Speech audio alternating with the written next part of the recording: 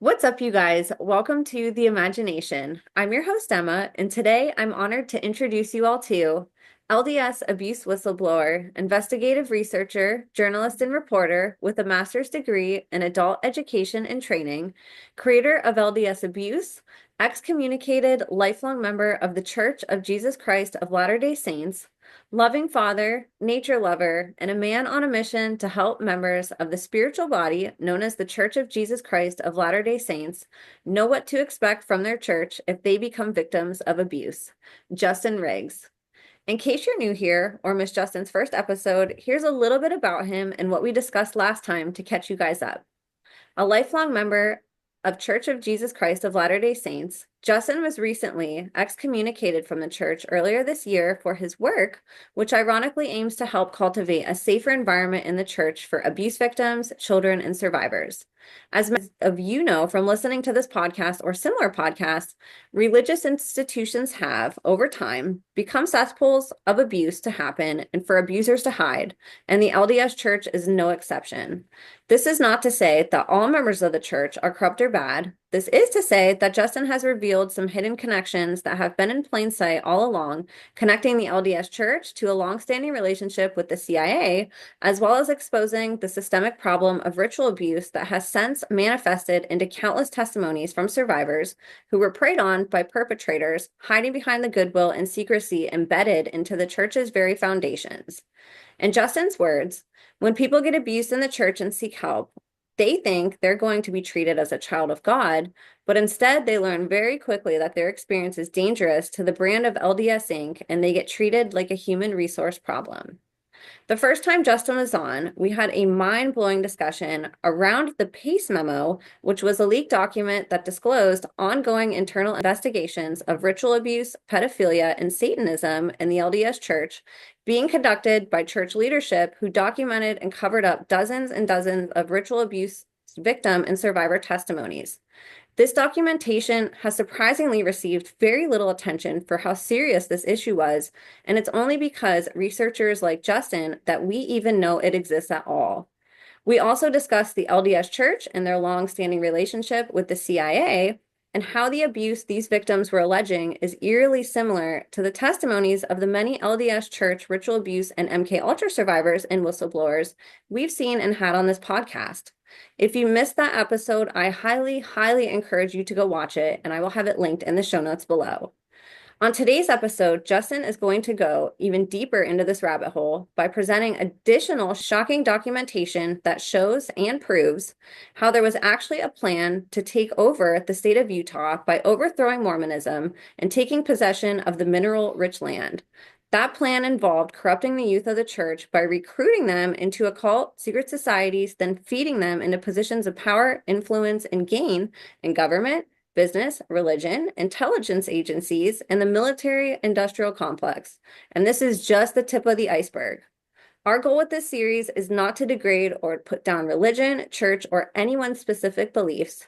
It is to help bring awareness to corruption happening in places like the church so that we can collectively come together and demand change in order to make these spaces safe again for children, survivors, and victims. So you guys grab a pen and paper and get ready to take copious notes about one of the biggest and most important scandals the world has no idea exists until now. Before I finish introducing today's guest, I wanted to give just a couple quick reminders and updates. If you'd like to be on the show, share any information privately with me, or send me a written testimony for my upcoming book series or to be written in a Substack article, you can email me at imagineabetterworld2020@gmail.com or standbysurvivors@protonmail.com. I've also partnered with a couple of my favorite brands to get you guys discount codes on a couple of my favorite products, including Rife Technology frequency machines and blockers and CZTL's high-quality methylene blue. All the links and codes for these amazing products, as well as the rest of my links, are in the show notes, and I'd love your support across all platforms. As some of you may know, my beloved YouTube channel was recently terminated off YouTube, and I'm being forced to pivot and use other streaming platforms to disseminate this very important information out to the public and disclosure community. Your support on those platforms would mean the world to me, and I'm streaming right now on Rumble and X and Substack, where I can communicate directly with you guys through email. Thank you all for helping to make the imagination the safest space on the internet for survivor, whistleblower, advocate, and educator disclosures. So, you guys, without further ado, please help me in welcoming today's guest of honor, writer, creator, business owner, and content creator, whistleblower, survivor, and victim advocate, voice for the voiceless, and my dear friend, Justin Riggs, aka LDS Abuse. Justin, thank you so much for being here again with us today. It's my pleasure. Thank you so much for having me again. I really do appreciate it.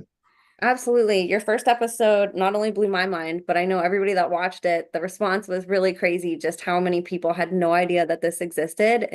I wanted to see if there's anything that I missed in the intro, if people are new here, if you wanted to catch anybody up, and we can start diving into your presentation for today. Great. Yeah, no, I love what you just said because that really is sort of the thrust of my work, especially at this point. So, I talk about it as shifting the Overton window, which I don't know if you've ever heard of that, but the Overton window is really when powerful institutions set up what they want you to see, they'll set up what's called the Overton window. And when you have something that is so hard for people to believe, like satanic ritual abuse or that kind of a thing, occult crime, then in order to even have the conversation, you have to be able to shift that Overton window, don't you? Because as you mentioned, if you just bring it up in conversation, people are going to just kind of blow you off, right? So what I hope through my work is that what I'm doing is setting a strong foundation. And I want to be clear that my work is just a hypothesis. And just like any other hypothesis, it can be tested scientifically. And like in my case, I'm very encouraged by what I found because we've identified a lot of patterns that seem to hold true across 150 to 200 years, right?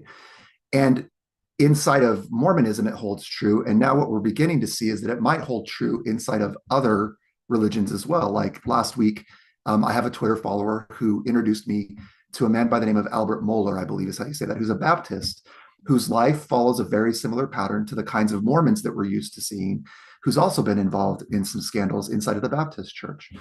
So overall, I really appreciate your introduction because this is not me getting up and trying to pretend to be a prophet, which happens a lot in Mormonism. Like when people get disaffected in the Mormon church, they tend to want to take authority that's not theirs because they're so culturally conditioned to to listen to authority that they want to become an authority, and that's not what I'm here to do. Like I am here to go through old newspapers. I'm here to go through old yearbooks. I'm here to go to talk to people who have been in situations who know things, and I'm here to document it. And I'm not a trained historian, but hopefully by the end of this, people will look at this as a history project more than an advocacy project. And then the idea is that there is this hidden history inside the Mormon church that has patterns that might apply outside of the Mormon church as well. And today is the episode that I kind of like to refer to as the rest of the story. Now, I'm old. I don't know how old you are, Emma, but I'm old enough to remember driving in the car with my mom, and we would listen to the radio, and there was a guy by the name of Paul Harvey. And Paul Harvey would come on and he would give you the rest of the story. And that was one of my favorite things because he would take something that you thought you knew about, and then he would give you the underlying documentation and the rest of that story. And today is the rest of the story because our first episode was about the Pace Memo, which is the most explosive piece of evidence outside of maybe the relationship with the CIA, but I think even probably more so. I think that Pace Memo is probably the strongest piece of evidence to show that there's a hidden history inside the Church of Jesus Christ of Latter-day Saints. And we spent almost 2 hours talking pretty much strictly about that. Today, what I'm going to do is show everybody the rest of the story. And we're going to draw like on almost 200, well, about 150 years of history showing the pattern of immoral, unethical, and illegal behavior by Mormon church leaders that I think helps me understand. Well, let me put that differently.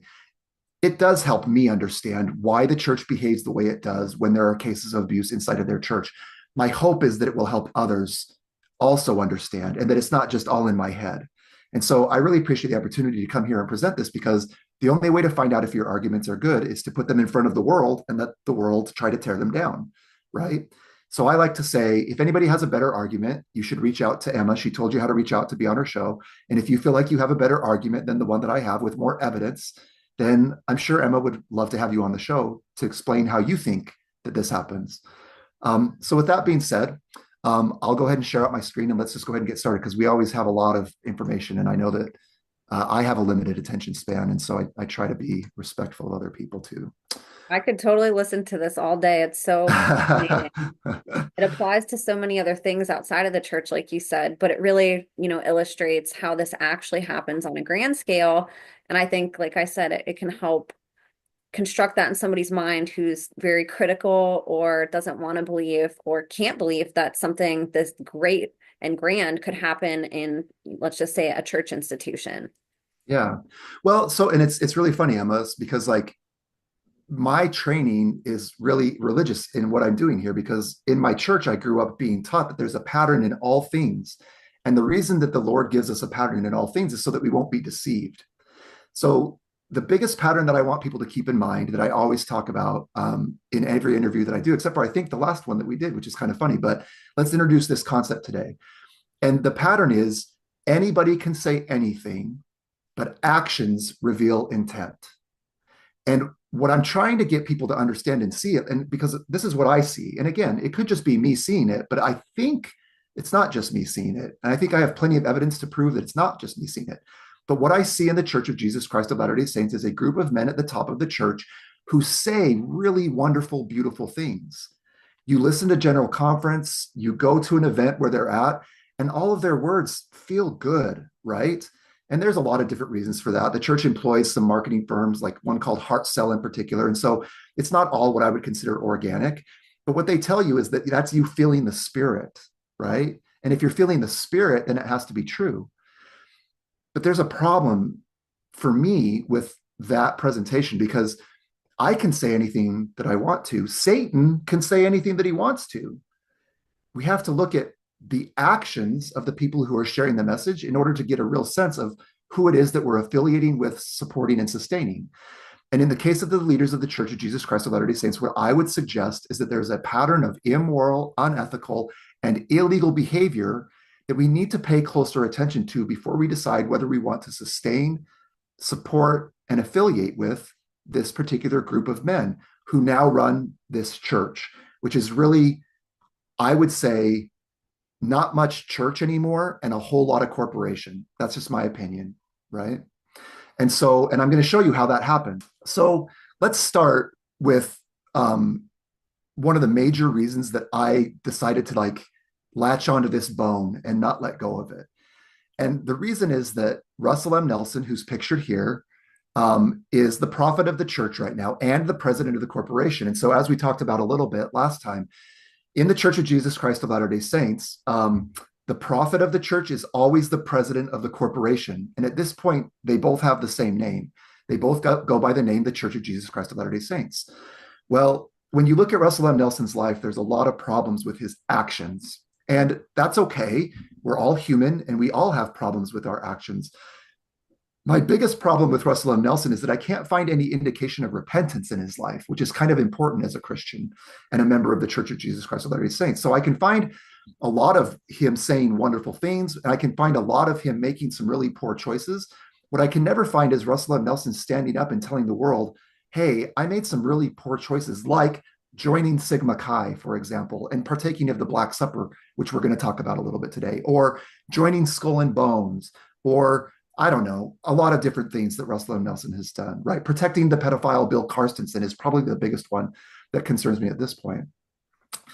But the problem is that Russell M. Nelson never gets up and says that. What he gets up and says is things like this, where we have a YouTube video and he's in California at a regional conference and he says, there are 15 on the earth today. You can trust them completely as he's speaking about truth. And Emma, I know I gave you that link to that video. If we want to try, we can just let people hear it from Russell M. Nelson's mouth instead of wondering whether or not I just slapped some CCs over the top of a video and making a wild claim. So I'll go ahead and turn it over to you if you want to try. Do I need to stop sharing before we do that?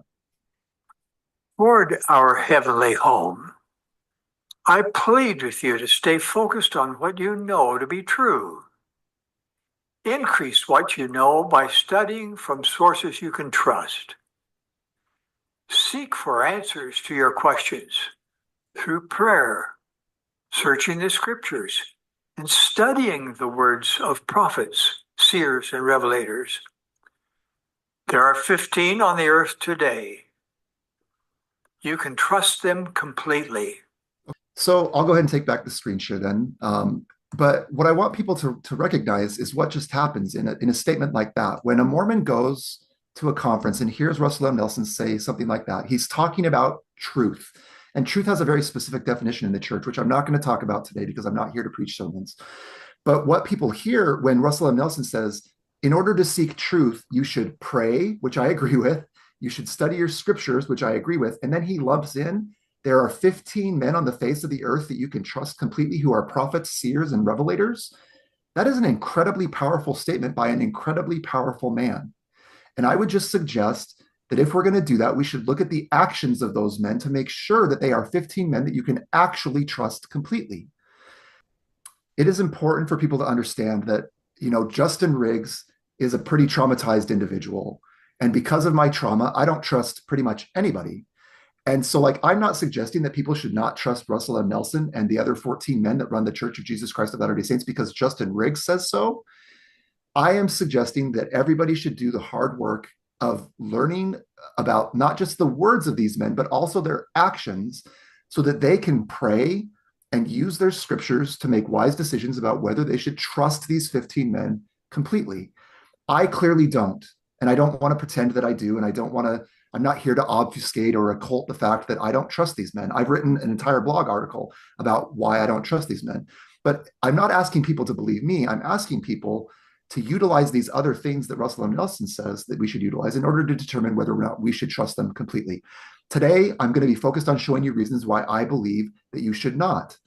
Everybody should do the hard work of finding reasons that they should. I've certainly done that work, but I only have a certain number of hours to do these shows, and I need to show the evidence of why I believe that we need to be a little bit careful about trusting these men completely. Okay.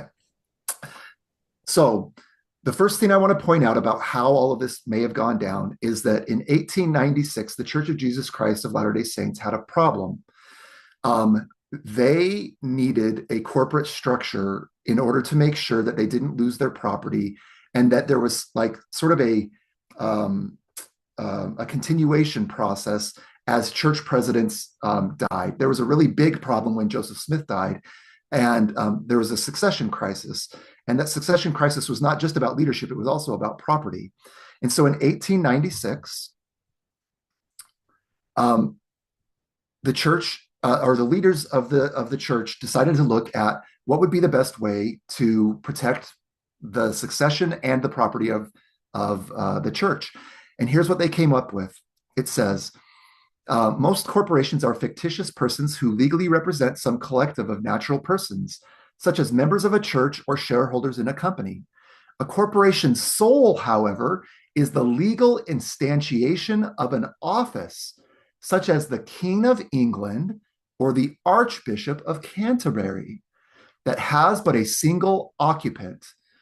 Crucially, however, the corporation's soul is distinct from the natural person who occupies the office, and it thus persists when that person dies or when a new person takes office. Richards likely took his inspiration from the Catholic hierarchy in the United States. The importance of this is that Richards, down on the bottom, is the Mormon who is tasked with figuring out how to solve this problem. And what we see is that there is this legal fiction called the corporation's soul, or this legal entity called the corporation's soul. And what the church decided to do was to utilize the corporation's soul, which basically creates a king or an archbishop, right, that allows for the church to protect its property inside of the personhood of a natural, what do they call it? It's the natural person. So that would be the prophet or the president of the Church of Jesus Christ of Latter-day Saints. But it's a very weird sort of legal framework. And as this points out, it's a very Catholic framework. And there's a long discussion about why the church decided to settle on this. But in the end, I think that it's really problematic. And one of the reasons I think it's really problematic is I don't see any indication that this decision was made through revelation. And for those who aren't members of the Church of Jesus Christ of Latter-day Saints, that probably doesn't make a ton of sense. But every decision made by the leaders of the Church of Jesus Christ of Latter-day Saints, especially the prophets and apostles, is supposed to be done by revelation. And I see no indication that any revelation was given that the church should set up a corporation sole that vests all of the property and power in one individual. In fact, I see a lot of evidence that that would not be very pleasing to the Lord in the other standard works of the church. But again, I'm not going to go into that too deeply because that's more theology than it is history or anything like that.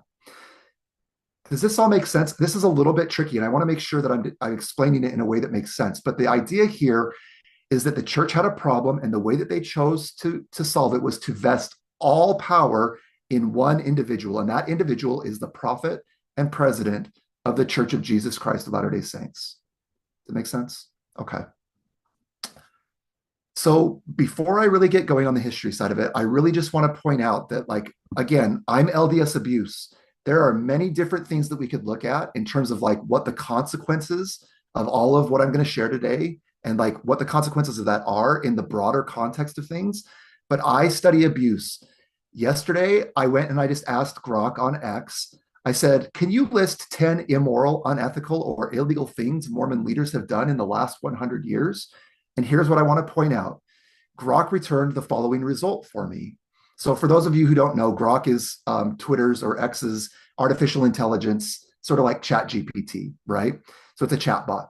And so when I asked Grok this question, it said, here are 10 points related to actions by leaders or associated with the Church of Jesus Christ of Latter-day Saints, commonly known as the Mormon Church, that have been criticized as immoral, unethical, or illegal over the past century. And number one was this: cover up of sexual abuse. And I would add ritual abuse in there. Okay. There have been instances where local church leaders were accused. Sorry, I'll come back to that. There have been instances where local church leaders were accused of not adequately addressing or reporting sexual abuse within their congregations. Okay. Now, I just want to point something out about artificial intelligence because this was like my career is in IT. And I like to kind of knock this whole thing of AI over the head as much as I can because I think people are putting way too much faith in it. And this is a perfect example of why we shouldn't yet place our faith in AI to give us the truth about things. Because generally speaking, I think that Grok is correct that probably the most immoral, unethical, and illegal thing that the church has done is to occult the nature and scope of the sexual abuse and occult abuse or occult crime problem inside of the church. But it's not just local church leaders. And I'm going to show you that today. I'm going to prove it, right? And we proved it on the PACE memo because those weren't local church leaders. Those were global church leaders and corporation leaders who engaged in covering up or not adequately addressing, right, the way that Grok puts it, these sexual abuse crimes, okay?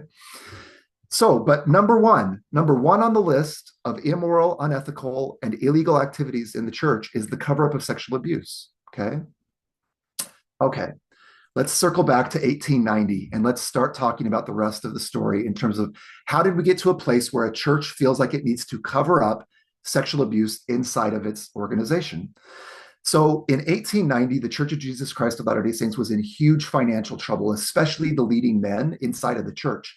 You can find documents from general conferences where men like George Q. Canon talk about the fact that the church and its leaders are so far in debt that they see no way that it will ever be resolved. But in the background, they were working on a plan. And the plan that they came up with was to invest in sugar processing. But instead of cane sugar, they wanted to use beets because you can grow beets in Utah.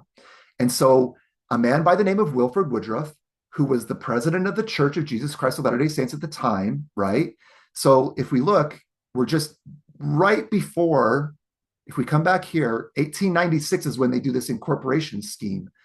I want people to pay attention that that's 6 years after they come up with this idea of getting in the sugar processing industry, okay?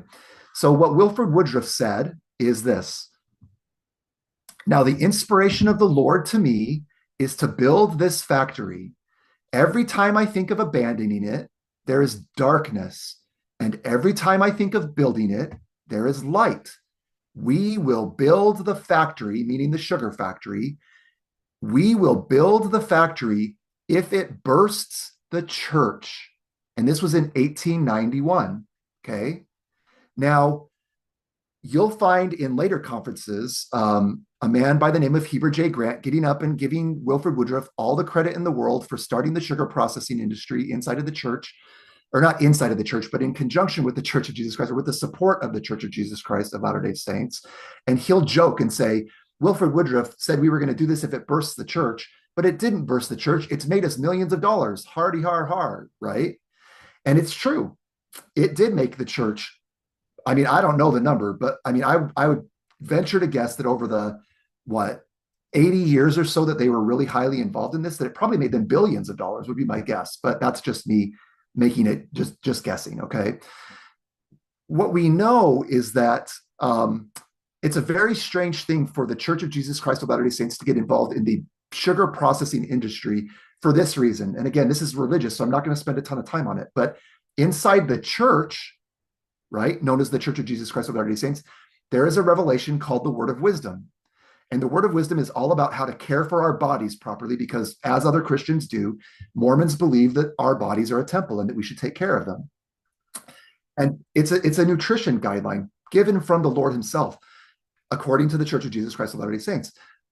Certainly there's nothing in that revelation that would indicate that the church should be producing like the most addictive substance that's like legal, right? That has really terrible effects on human bodies, which is processed sugar. And yet, so we have a revelation telling us how we should do things. And then we have a group of corporate men, right, or about to be corporate men, who do something that I would say is exactly the opposite of what the Word of Wisdom told them to do.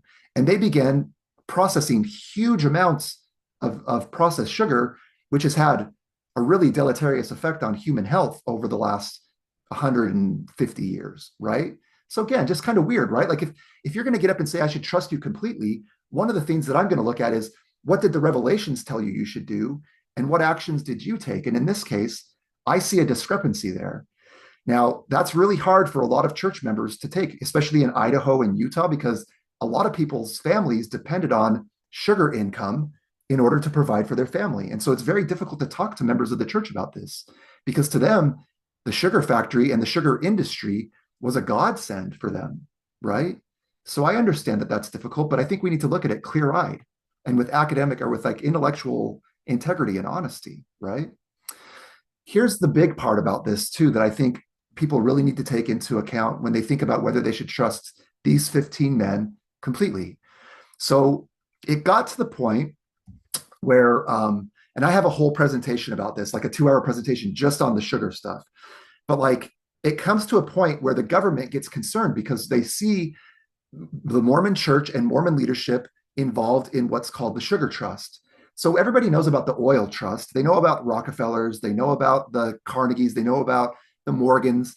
What a lot of people don't really know about is that there was a similar organization called the Sugar Trust that had formed a monopoly that the Church of Jesus Christ of Latter-day Saints and its leadership were a part of. And the government gets to a point where they do investigations and they find the church guilty of conspiring and forming combinations to form and maintain a sugar monopoly. Now, I want people to hold on to that word combining for just 1 second. And then after I read this, I'm going to talk about why that's important inside of a church context. So it says, now, therefore, it is ordered that the respondents, Utah Idaho Sugar Company and the Amalgamated Sugar Company, which are the two companies that the church had invested in and funded and staffed and all of that stuff, says each of them and their officers, agents, and employees, those are going to be your church leaders, shall forever cease and desist from conspiring or combining between and among themselves to, maintain or retain the monopoly of corporation respondents hereinbefore set out, to prevent the establishment of beet sugar enterprises and the building of sugar factories by persons or interests other than said corporation respondents. So this is a finding. This is from a document called the Findings and Orders of the Federal Trade Commission from 1923, okay? So now here's the thing. The FTC was brand new at this time and they weren't very powerful. And so even though they found that the church and the Sugar Trust had set up this monopoly, that they had formed and were trying to maintain a sugar monopoly by not allowing other companies into the space, the FTC's findings were eventually overruled by more powerful people inside of the government, which shows you how much power the church and the people that it affiliates with and supports have. And so if you talk to a Mormon, they'll say, oh, yeah, sure. The FTC found this, but it was all overruled and overturned later on. Well, yes, which is actually evidence in my favor, I think, right? Because the FTC did all the hard work and came up with the finding only to have somebody above them cross it off the ledger and pretend like none of it was real. And that is the type of organization that you're dealing with the Church of Jesus Christ of Latter-day Saints, which I think people are going to see really clearly after today's presentation.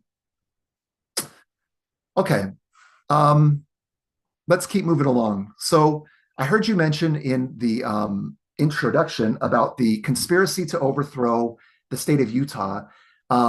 And I would phrase it slightly. I think you actually read what I wrote you, but I think I've learned a little bit more, and I would slightly modify what I wrote you before. And I don't remember exactly what the wording was that I gave you, but it wasn't to obliterate or eliminate the Church of Jesus Christ of Latter-day Saints. They just wanted to infiltrate and influence the Church of Jesus Christ of Latter-day Saints, right? And since I've given this presentation on, like with my friends, the occult rejects, I've actually learned that I used to have one story about a church leader testifying about the reality of a conspiracy to overthrow Utah. Today, I get to announce that I now have two church leaders, including a church prophet by the name of John Taylor, who speak very openly about the conspiracy to overthrow the state of Utah. So let's look at that. So this is really important because this new witness is not just the church president, it's the entire first presidency. And this was an epistle written to the entire church of Jesus Christ of Latter-day Saints and read in general conference.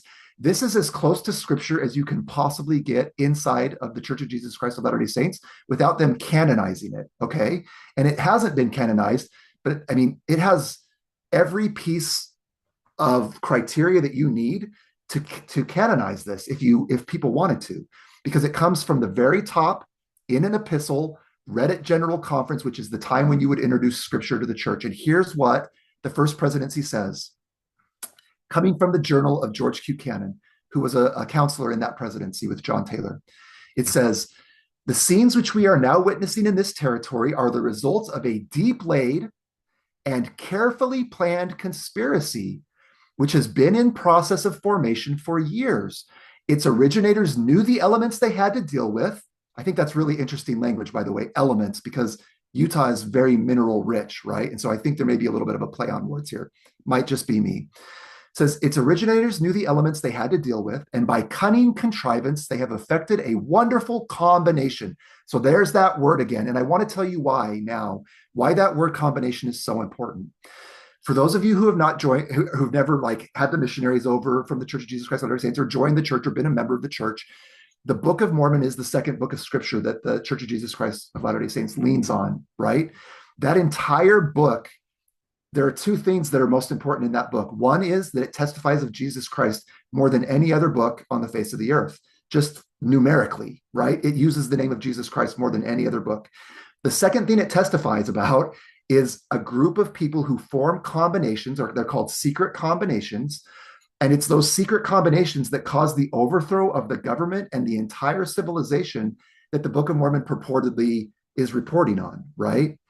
Now, even people like David Bednar, who is an apostle in the Church of Jesus Christ of Latter-day Saints, got up in conference, last general conference in October, and said not to worry about whether the Book of Mormon is historical or not. And I agree with Mr. Bednar. We shouldn't really spend our time worrying about that. But I will just say this is a dog whistle. If the first presidency is using the word combination, they are pointing directly back to the Book of Mormon and secret combinations and a group of people called the Gadianton robbers, okay? So what they're saying here, the first presidency is saying, is there's a group of Gadianton robbers, and I know that's a really weird thing, so everybody can just let it go in one ear and one out the other. That's just a group of people who have secret oaths with each other to protect each other from the consequences of their immoral, unethical, and illegal behavior, okay? And so what the first presidency is saying is that there is a group, just like the Gadianton robbers, who have formed a combination and have a conspiracy to overthrow the state of Utah. It goes on to say, religious and irreligious, ministers in sacerdotal robes and atheistic scoffers, businessmen of integrity and blacklegs, temperance men and drunkards, men of strict morality and pimps and harlots are crowded together on the platform they have constructed, and they find no inconvenience from each other's companionship. Each is made to believe that it is to his direct interest to combine to destroy Mormonism. So there's maybe where I got that idea of destroying Mormonism, right? Because certainly the first presidency thought that they were trying to destroy Mormonism. And I would say in a lot of ways that they did, because Russell M. Nelson, the skull and bones prophet, when he became prophet, what did he do? He got up in general conference and said, we should no longer use the word Mormon. That is a victory for Satan. That is fascinating to me, okay? That 100 and something years before, there was a first presidency claiming that there was a group of men, including pimps and harlots, which I think is hilarious. I would love it if Mormon leaders got up and used the word pimp and harlot in general conference today, like they used to in the days before, but we don't anymore because now we're all very nice. Everybody has to be nice, and we're all peacemakers, and we don't use language like this, okay? But it's very fascinating to me that there was the first presidency saying that this was going to happen, and then Russell M. Nelson kind of fulfilled that prophecy and destroyed Mormonism by asking us not to call ourselves Mormons anymore. I think people should take that into consideration, okay? So that's one witness. We're told that in the mouth of 2 or 3 witnesses, everything should be established. So here's the other witness. This is John Whitsoe, and John Whitsoe wrote a book called In a Sunlit Land. And in that book, he testifies to the fact that he overheard a group of men at the University of Utah, 2 men who were on the board of regents who are non-members, conspiring to overthrow the state of Utah by diluting the teachings of Mormonism and introducing those diluted teachings to the youth of Mormonism. And so he says in the book, it was actually shocking to hear these men talking about it. And I think we finally have identified those 2 men this week. So because there were only 3 non-members of the church on the board of regents, and one of them was a woman. So if we take John Whitsoe literally and we say, who were the 2 men on the board of regents at the University of Utah at the time that John Whitsoe was president, that was a man, 2 men, one by the name of Bamberger and one by the name of Armstrong. Okay. Now, these are 2 interesting guys. They both come from Germany. The Bamberger family, that family name comes from the Bavaria region, right? Which is a highly occult region of the world. And it's an Ashkenazic Jewish name. Okay. Armstrong comes across from Germany, and he is a banker. And we're going to talk a lot about banking because I think that's one of the major things that caused the overthrow of the Church of Jesus Christ of Latter-day Saints, and caused it to become more of a corporation than a church. Okay, I'm going to back up here really quickly. I'm going to do this one as fast as I can, but this is interesting to me.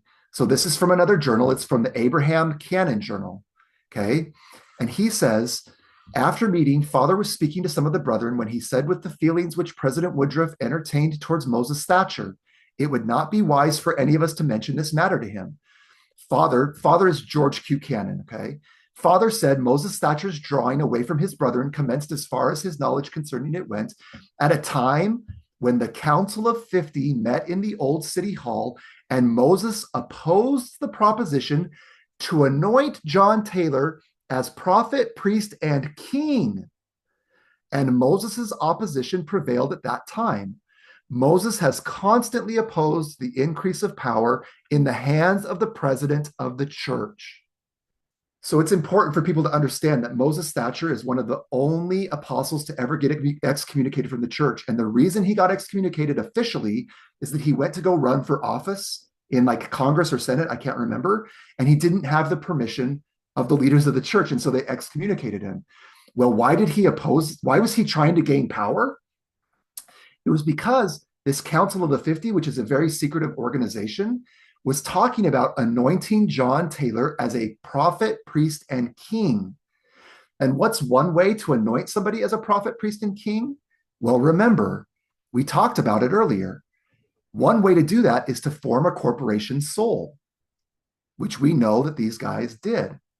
So I would suggest that potentially Moses Thatcher was in the way and that he needed to be excommunicated so that they could form the corporation soul, and they could then have a prophet, priest, and king in the form of a prophet for the church and a king through the corporation. Okay.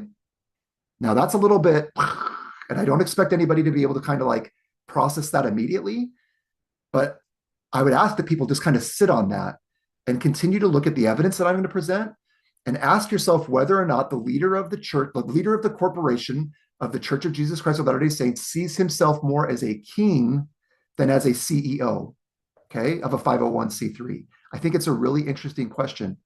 And I'm not even going to propose an answer today, but I think people should think about it, especially when they see their actions, okay? Okay, so we've established that they did the sugar company. We've established that they formed a corporation soul. We've established that contemporaneously there was a concern about a conspiracy to overthrow the state of Utah through the University of Utah by diluting the teachings of Mormonism and introducing those teachings to students at the University of Utah. So the question to me then is, the scientific question is, was this conspiracy real? And if it was it successful? And I would suggest to everybody watching this presentation that the answer to both of those questions is yes. There was a conspiracy, and yes, it was successful. And here's why I believe that. So it appears to me, using the historical record, that the means of diluting the teachings and then introducing the children to the diluted teachings was using the Greek living system at the University of Utah. And so, of course, for those who don't know, the Greek system is simply fraternities and sororities, right? And it's not like this is like really hard for people to understand. Fraternities and sororities have a reputation. And Emma, I don't know if maybe you were a part of a sorority. And if you were, then by all means, all apologies. I don't think that everybody who joins a fraternity or sorority is a terrible human being, blah, blah, blah, right? I was going to bring it. I forgot to bring it today, but I was actually asked to pledge at Kappa Sigma at the University of Denver. And I chose not to do that, but I was about this close to doing it.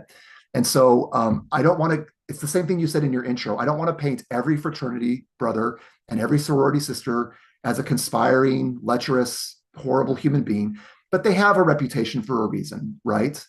And that's because over the generations, we've seen a pattern of immoral, unethical, and illegal behavior inside of fraternities. And the University of Utah's fraternities are no different.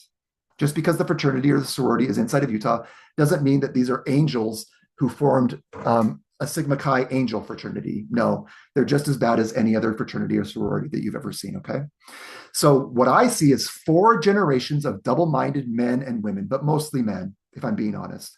The women tend to be the wives of the men who get caught up in the system and then become double-minded themselves. But in general, I'm just going to focus on men. I see 4 generations of double-minded men that bears fruit in the form of Russell M. Nelson becoming the prophet of the Church of Jesus Christ of Latter-day Saints and the president of the corporation, also known as the Church of Jesus Christ of Latter-day Saints. So let me show you why I believe that these are double-minded men, okay? So in the Church of Jesus Christ of Latter-day Saints, we partake of what's called the sacrament. Like all Christian religions, there's the sacrament of our Lord and Savior, Jesus Christ, right? And it symbolizes the partaking of the flesh and blood of Jesus Christ. And we have that. Well, guess who else has a sacrament?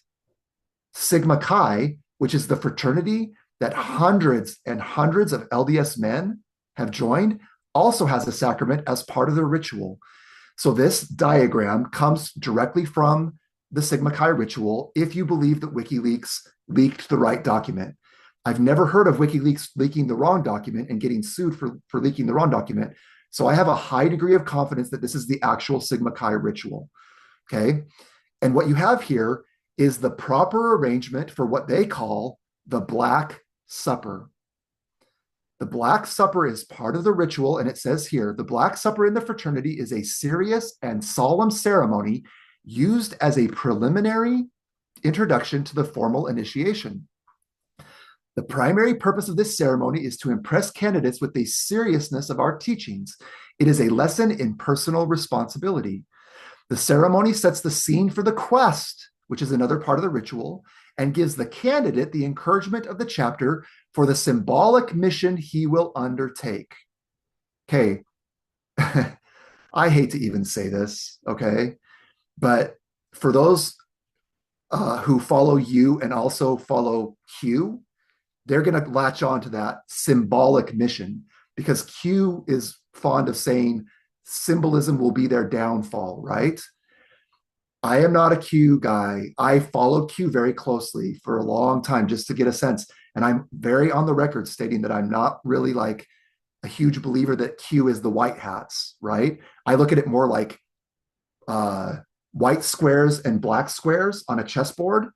And I see Q as the people playing, well, it just depends on your perspective, right? But for a group of people, they see Q as the white square. The other people see Q as the black square. I just see it as a big game, is what I see it as. And it's a beautiful game. It's incredibly well done, clearly generated by very intelligent people. But I am not here to tell you that Q is the white people. But I think it's interesting that they talk about symbolism being their downfall.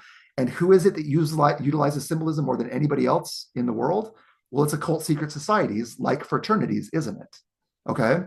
So here are the things that are part of the Black Supper: tables, a chair for each candidate, 2 or 3 candles for the table, goblets and saucers, a black cloth. That's significant because the cloth for the sacrament is supposed to be a white cloth, right? At least in my church, it was a white cloth. Bread and water, those are the same emblems that we partake of in the Church of Jesus Christ of Latter-day Saints, our bread and water for our sacrament. And black robes for members. So when I say that these are double-minded men, I just need people to imagine on Saturday night, Russell M. Nelson going to be initiated into Sigma Chi, partaking of the Black Supper in black robes with a black cloth, and then on Sunday, showing up to church and partaking of the sacrament of the Lord's Supper with a white cloth and the same emblems. I cannot think of a better way of describing a double-minded man. I can't think of it. And there's so many of these Mormons who joined organizations like this. And although I only know about Sigma Chi, I imagine that other fraternities have very similar rituals to Sigma Chi and have things like the Black Supper. Okay. Here's another example of why I think that they're double-minded men. This is also from that same document, and it talks about the appearance of Constantine. Okay. It says, the part of Constantine can make or break the entire ceremony. The Constantine part expresses a ritual thesis established by the Crusaders that when a man makes his vows to a credo of an organization and takes an oath of lifelong duration, there must be in that ceremony a recognition that death will ultimately come. This death theme is represented by the scene. The portrayal also contains the admonition that the advice of older men should be heeded. Interesting. That true friendship is timeless. Probably more interesting for you as a woman than for me as a man. Like, I'm going to be an older man, so I want people to heed my advice. But anyway, sorry. Let me start over there again. The portrayal also contains the admonition that the advice of older men should be heeded, that true friendship is timeless, and that the fleeting character of human life makes imperative that we strive to live up to our ideals to the best of our ability. Extreme care must be exercised in the selection of a brother to portray Constantine. Here is one of the truly magnificent roles in the ritualistic world. If there is an undergraduate in your chapter, blah, blah, blah, blah, blah, okay? Here's why this shows double-minded men. In the Church of Jesus Christ of Latter-day Saints, in the official published documents from the church, what you will find is that Constantine is considered a part of what they used to call the Great Apostasy. And the Great Apostasy was like a major teaching in the Church of Jesus Christ of Latter-day Saints up until the last 5 or 10 years, where they've really softened their stance on this. But again, you just have to imagine, let's take another Sigma Chi LDS leader, which would be M. Russell Ballard, who was the president of the Quorum of the 12 Apostles, also a member of Sigma Chi. And you have to imagine M. Russell Ballard considering Constantine a patron saint. Constantine, the man who was responsible for taking things out of the Bible, right, and forming a religion that was really based on the fusion of state and ecclesiastical power. And you have to imagine M. Russell Ballard paying homage to Constantine on a Saturday night, and then showing up on a Sunday pretending that he has sole allegiance to Jesus Christ. Okay? Double-minded men and women. 4 generations. That's long enough to do what needed to be done for the overthrow of the University of Utah, the state of Utah, and the infiltration of the church, in my opinion. So one last thing about this, just very quickly, is I think I mentioned in our last show that we're gathering data. And one of the things that we're gathering data on is that fraternity system inside the University of Utah. And it's a big project. And so it takes a lot of time. But this week we completed the work on Skull and Bones and what fraternity, what original fraternity every member of Skull and Bones from 1910 to 1970 was a part of before they became a member of Skull and Bones. And here's what we found. It's very clear that the two most powerful fraternities on the campus of University of Utah are Pi Kappa Alpha and Sigma Chi, or were. I don't know. After 1970, they stopped publishing this data, and so I don't know anymore. But from 1910 to 1970, Pi Kappa Alpha and Sigma Chi basically split the number of pledges to Skull and Bones evenly.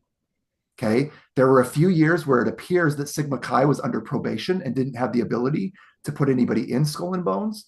But if you were to add in the average number that Sigma Chi was putting in on a yearly basis, it would be almost exactly 50-50 in terms of like, not 50-50, but it would be the same number for those two fraternities. And then Beta Theta Pi, Phi Delta Theta, Amici Phi was one of the original fraternities. They're going to be your Pi Kappa Alpha and Sigma Chi guys later on.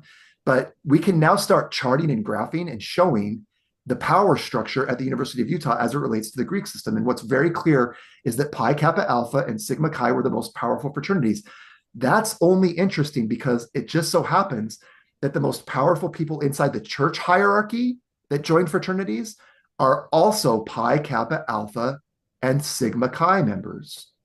So it's a direct correlation between who were the ones that were having their teachings diluted and joining these organizations that were doing things that they ought not to be, right? And the ones who ended up in power in positions in business, in government, and then in the ecclesiastical structure. So let me give you a couple other names just to drive this home. John Huntsman was Sigma Chi. Bill Marriott of Marriott Hotels, Sigma Chi. Okay. The Bennett family, Pi Kappa Alpha and Sigma Chi. That's the government side of things, right? Bob Bennett from Watergate, okay, and his dad. But these are the guys that got farmed out. I really do think of it like farming. This is dumb because I'm a Mormon and like we think of everything in terms of farming because we're always taught to plant the seed of faith and all this kind of stuff. But I really think of it this way. These conspirators had a plan. And the plan was to plant seeds in the form of corrupted Mormon men and women, and then let that grow and to have a harvest. And I really believe that it happened just like they wanted it to. Okay, where does our evidence come from? Well, it comes from places like the Utonian. The Utonian is the yearbook for the University of Utah. And we went ahead and we looked at every single Utonian that we could get our hands on to gather all of our data, okay? What kind of evidence did we find? Well, we find evidence like this.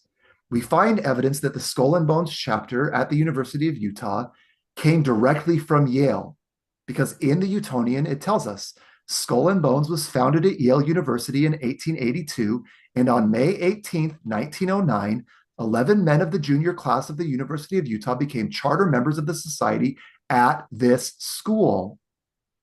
Okay? Wow. So one of the biggest arguments that people want to have with me is that Skull and Bones at the University of Utah is not the same as Skull and Bones at Yale, but it is.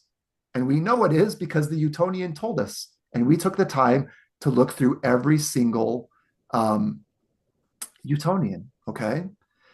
What were the fruits of this kind of a thing? Here's another thing that the Utonian is really good at showing us. This is a page from the 1909, right? We just heard that it was 1909 when Skull and Bones showed up at the University of Utah. And here is the 1909 yearbook.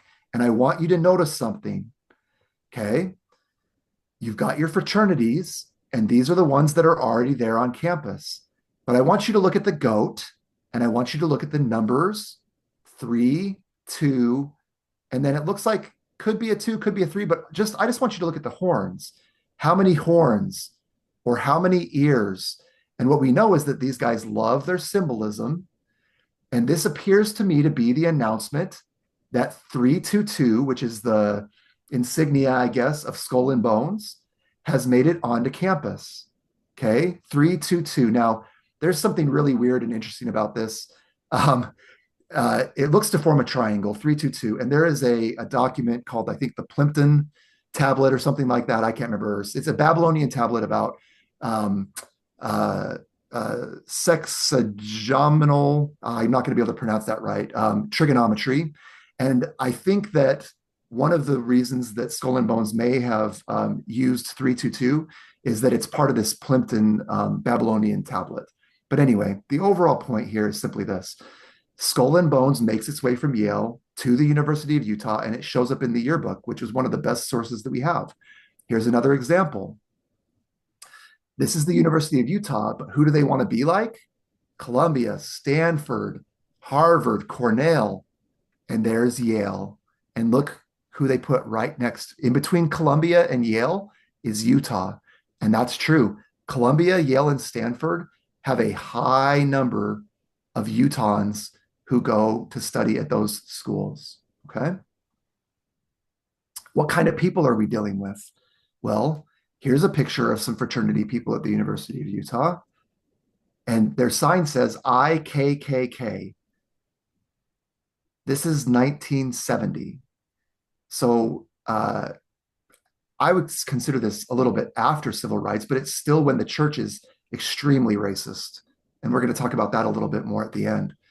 But these fraternity people are doing things like staging hangings with a sign that says IKKK. So there's some people who want to tell me that, oh, well, 1910 is not the same as 2024. 1910 is not the same as 1940. But I can show you using the historical record that these people don't really change. And what they're doing, their actions don't really change. They're doing the same things in 1910, the same types of things, not the same exact things. Nobody's going to go on campus in 2024 and frame this picture, but they're going to do the same types of things, like show up to interviews in death masks, which they did in like 2020. Skull and Bones members showed up to an interview in death masks and black robes. So it's the same type of people that you're talking about. Okay. All right. The last one here is just kind of it's a fun puzzle for me. And I just want to throw it out there for anybody who wants to try, who likes puzzles and enjoys symbolism. So that interview that I was talking about, where they show up in death masks and black robes, this is the sidebar photo in that article. And I just want everybody to look at this and tell me, is that a human skull? Wow. Okay. And I want people to think about this. Donald Trump just won an election, and there's been a really big news story about somebody that he put in a position of power. And I don't know what position of power is, that position of power that is, but I want everybody to look at this. Can you see that inside of the nasal cavity? Mm-hmm. So everybody needs to go and look at Donald Trump's Templar Knight guy that he just nominated to a position, and recognize where we are in the history of the United States right now and why he might have a tattoo that looks like this, right? And the skull, this is a modified skull. Okay, look at this up here. That is a crack, that's a skull cap, right? So this skull has been cut open. Okay. The eye sockets are weird. The nose socket is weird. And then I want you to look at this, Emma. Does that look like a human tooth to you? So what are they trying to symbolize here? Okay, I don't know what kind of tooth it is, but what are they trying to symbolize? And then here's the fun one. Like, these guys think they're really clever, and they are. Like, let's give credit where credit is due. They are really, really clever. But I want you to look, and they put it on 2 volumes of the Encyclopedia Britannica. And it just so happens that it's the volume that starts with M-A-L, mal.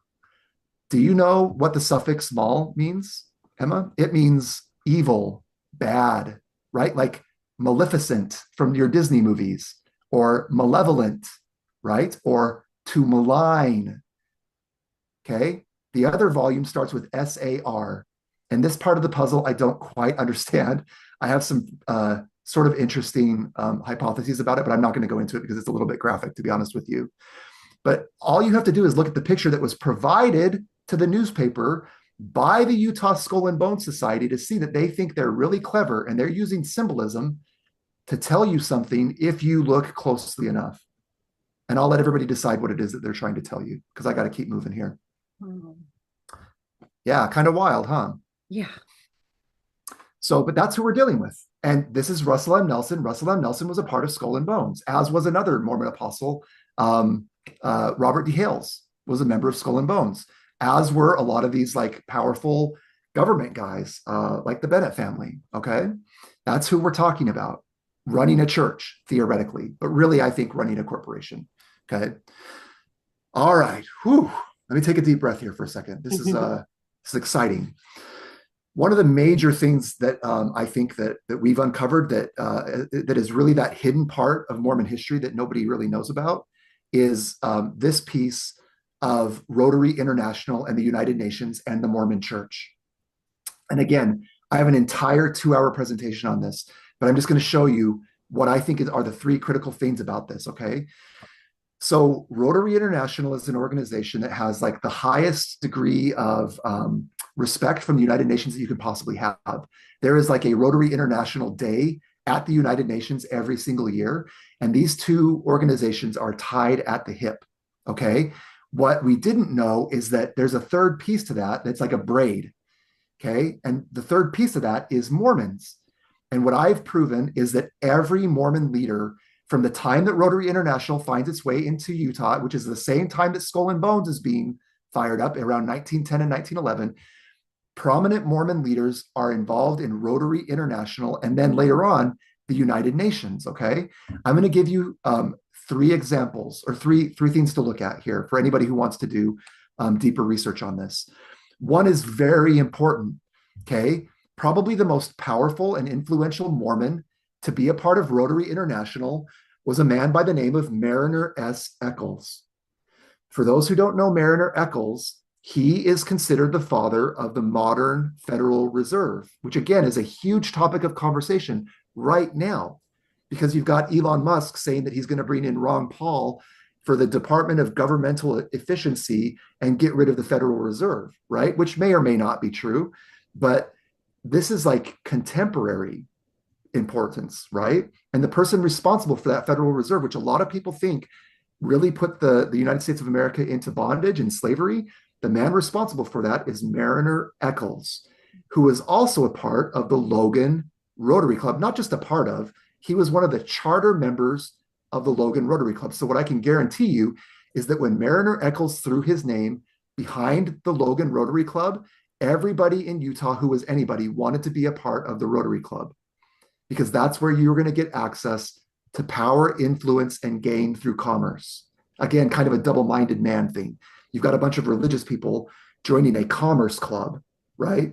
God and Mammon comes to mind, okay? And so I really think that these Mormon men were trying to thread a needle that you can't thread. I think they were trying to serve both God and Mammon. And like the scriptures tell us, you can't serve 2 masters. And they ended up serving Mammon, in my opinion, and not God. And a lot of that has to do with Mariner Eccles, okay? I have an entire timeline, like I mentioned, on Rotary International and the United Nations. And we're not going to go through it because it'd take another 2 hours to do it, but I'll come back if you want me to, and we can go through this entire thing, okay? But let's just scroll through it really fast. So you got your Skull and Bones, you've got Rotary Club, you've got the Bamberger influence, you've got your conspiracy, you've got Mariner Eccles, okay? You keep going, and what you'll find is down at the bottom of it, the result of that is, I'm going to talk about this in a second, but what you've got is that Rotary International is tied at the hip with the United Nations, which means that the Mormon Church becomes tied at the hip with the United Nations, through a prophet by the name of David O. McKay. Okay, you have a president of Rotary International from the Mormon Church by the name of Evans, and then you have an endorsement of Rotary International by David O. McKay, where he says the aims of Rotary are compatible with the church. Now, this is really critical if you're a Mormon, because it sets up a really big problem. Because if Rotary International is tied to the United Nations, then there was another prophet by the name of Ezra Taft Benson who was telling you in the name of the Lord that the United Nations was like Satan's plaything. And it was that the United Nations was the organization that Satan was using to get socialism and communism into the United States. So you have one prophet telling you that the United Nations is like the epitome of evil, and you have another prophet telling you that the aims of Rotary, which are the aims of the United Nations, are like copacetic with the aims of Mormonism. Like, you want to talk about cognitive dissonance, people are going to have to wrestle with this when this history becomes well known. Because which prophet do you listen to? Which prophet was right? And you can see the war going on inside the church office building between what I'll call the Bensonites, and I call them the Nelsonites because Nelson is the latest iteration of the Mackay acolytes. Okay. But there has been almost 100-year war going on inside the church office building because of their ties to Rotary International and the United Nations. And on the other side, the Bensonites are tied to organizations like the John Birch Society, which of course is like KKK, basically, right? I might get sued for saying that. I'm not saying that the John Birch Society is the KKK. Lawyers, don't sue me, okay? But it's that type of an organization, okay? So here's the thing that's really fascinating to me, Emma, is that this converges with a man by the name of Marion C. Nelson. And who is Marion C. Nelson? Marion Nelson is the father of Russell Marion Nelson. So again, I have almost an entire 2-hour presentation just on Marion, and I don't know how to say his middle name. It's either Claver or Clavar, but I have an entire 2-hour presentation on Marion Clavar Nelson, because he is one of the most important people in Salt Lake in his generation. And it just so happens that he's the father of the man who I believe was placed as the president of the Church of Jesus Christ of Latter-day Saints because of his affiliation with Skull and Bones and Sigmakai. And his dad was the president of Rotary International in 1944, right around the time that the United Nations comes into existence. That is an awful lot of coincidences, if you ask me. So when we ask ourselves, should we trust these 15 men completely? I think we need to look at how Russell M. Nelson came into power, because I can tell you, using the historical record, Russell M. Nelson was not really anybody like until 1944, when his dad became Rotary International president, at which point Russell M. Nelson's picture is like almost every other picture in the Utonian for the next 2 years. Like, his dad was an advertising executive for a company called Gillum Advertising. And it really looks to me like Marion Nelson's most important product was Russell Nelson.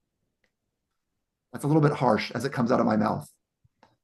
But I believe that. I believe that Marion Nelson took his son because Marion Nelson was friends with the Bennett family, with Wallace Bennett, the senator.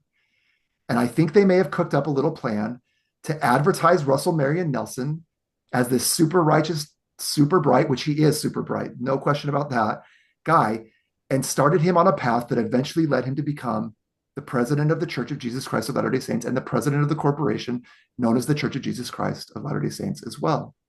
Okay. Let me talk very briefly about why that would be important. Marion Nelson was not a member of the church for most of his life, but he joined the church at the end, or maybe he was a member, excuse me, but he wasn't what we would call an active member. He drank, he lived a life, he hired, well, okay, let's not say that. He lived a life that would not be considered in alignment with church teachings for most of his life. So let's say that you are Skull and Bones Bennett and you are Rotary International Nelson, and you need a way to execute on the conspiracy to overthrow Utah, and you happen to have a very bright son by the name of Russell. You know that the church is a sole corporate, right? A corporation sole.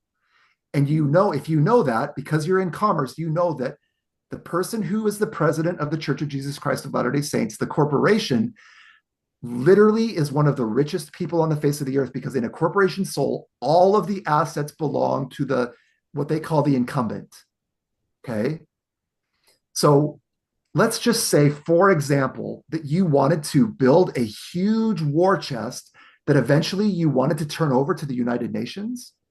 Well, the best plan I could think of would be to place somebody in the Church of Jesus Christ of Latter-day Saints who has access to all of the assets, that with one stroke of a pen could take all the assets of the church and give it to the United Nations for their one world religion project. Okay. Now, That is a lot of hypothetical that I just spit out of my mouth, not backed by a lot of evidence. Like that's about as conspiracy theory as we're going to get today. But I am saying that the evidence that we do have makes it possible and even probable that that's what happened. So we're up to about the 1940s, 1950s with Marion Clavar Nelson. Then what happens is a man by the name of David M. Kennedy enters the picture. Okay. And here's what I want to show you about David Kennedy and what I consider, what I consider the shadow government that was set up inside the church office building in Salt Lake City. Okay. And I'm going to start with something that I've never talked about before. This is why I believe that the LDS, that the Church of Jesus Christ of Latter-day Saints is better seen as a corporation that has a church attached to it than a church that has a corporation there to protect it in civil matters and criminal matters, like the articles of incorporation of the corporation say it's supposed to be like. So let's read this very quickly. This is an article from Newsweek. It says, between 1960 and early this year, the not-for-profit financial arm of the Mormon Church owned 3,483 acres of federal coal leases in the Manti-La Sal National Forest, including the Deer Creek Mine. According to records reviewed by RAND, the Mormon Church subleased the acreage to PacifiCorp, an electric power producer owned by Berkshire Hathaway Energy, that last year alone produced almost 2.1 million tons of coal. In the early 1960s, they, meaning the church, paid $1 an acre for one lease, $25 an acre for the second lease, and $76 an acre for the third lease. The lease sale is a one-time sales transaction from a non-competitive bid, Breach says. Even if you build in inflation, moving the decimal over one, to the right, I would add, this is still a steal in pristine national forests. Part of the argument that we are making for this entire report, not just this one mine in Utah, is that the system is outdated. In 2012, the net worth of the Church of Jesus Christ of Latter-day Saints was estimated at $40 billion. We now know it's way, way, way more than that, okay? But in 2012, that's what they were estimating. As a nonprofit church-affiliated corporation, however, the Mormon Church is unique among the top federal leaseholders for being tax exempt. I'm going to read that again. The Mormon Church is unique among the top federal leaseholders of coal mines and oil fields because they are tax exempt.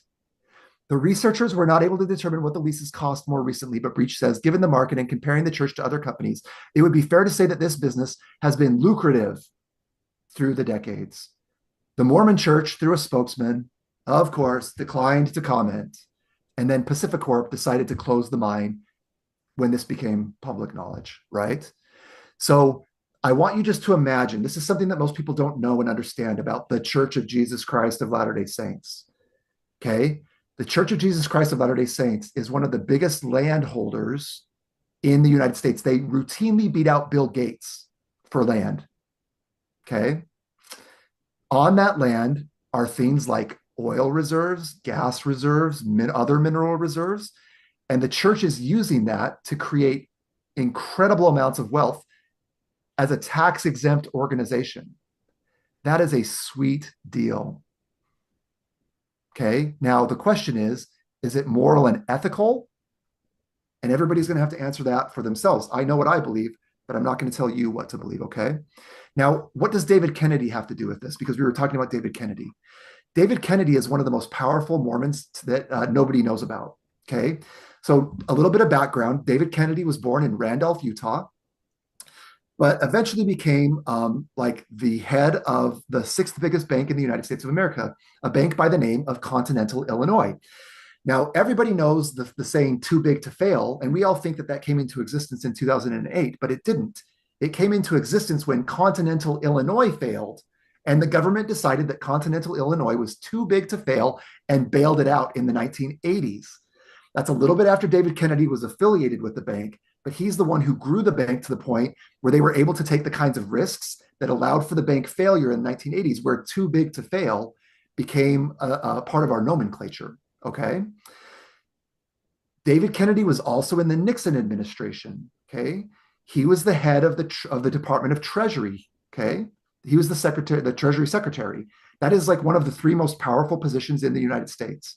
And David Kennedy was the Treasury Secretary during the Nixon administration, which gave him access to places like the Bohemian Grove, okay? So you can see here, this is from the CIA reading room, and it says, David M. Kennedy, former chairman of Continental Illinois Bank and Trust Company, then serving as Secretary of the Treasury, was the guest, dot, dot, dot. Okay. And what it's saying is that he was the guest of somebody at Bohemian Grove in 1970, which just so happens to be the year that Ronald Reagan was there too. And by the time Ronald Reagan becomes president, there's a very prominent Mormon who's attached to him by the name of Dick Worthland, who's his pollster. Okay. But you don't understand Dick Worthland unless you understand David M. Kennedy being at Bohemian Grove because of his role as the Treasury Secretary for the Nixon administration. Why is this important for the church office building, Justin? Well, I'm glad you asked. Because what happens is after David Kennedy gets done with his government service, he gets swept up by the church president, Spencer W. Kimball, and he gets asked to play a role in the church, but not of the church. Is that the right way of saying that? I'm not really sure. But let's just read this and I'll tell you what I mean. So it says, though not ordained as a general authority, that would be the normal way to get David Kennedy into the church, right? Into the church hierarchy would be to ordain him as a general authority. That's not what happened with David Kennedy. Instead, they set up a shadow government, and this is how it worked. Kennedy had immediate access to the first presidency, received assignments only from them, and reported only to them. He and Kimball met frequently to examine countries one by one, exploring the possibilities each offered. Kimball advised him to keep the other members of the first presidency updated, but did not stipulate similar briefings for other general authorities. This situation placed Kennedy outside the normal channels of church governance. So when I say that there was a shadow government at the church office building in Salt Lake City, I mean it quite literally. And the head of that government was probably Spencer W. Kimball officially, but the person that he tapped to get it up and going was David M. Kennedy, because David Kennedy, in addition to being the Treasury Secretary, was also the first ambassador to the United Nations for the United States of America. Okay. So you now have a situation where Marion Clavar Nelson has advertised his son and put him on a track to become the president of the Church of Jesus Christ of Latter-day Saints, or a powerful person. I don't think you can really predict a person becoming the prophet or the president, but you can certainly predict them becoming a powerful part of the church. So Marion Clavar Nelson does his advertising. He gets everybody to think about Russell Nelson, and that's baking in the oven. At the same time, Spencer W. Kimball, who met with the Khashoggi family, okay, do I have that on here? I don't. You know, I'm going to take a second. I'm going to do one little sidebar here, because this is important. Because when you start talking about David M. Kennedy, you're also talking about the Central Intelligence Agency, okay?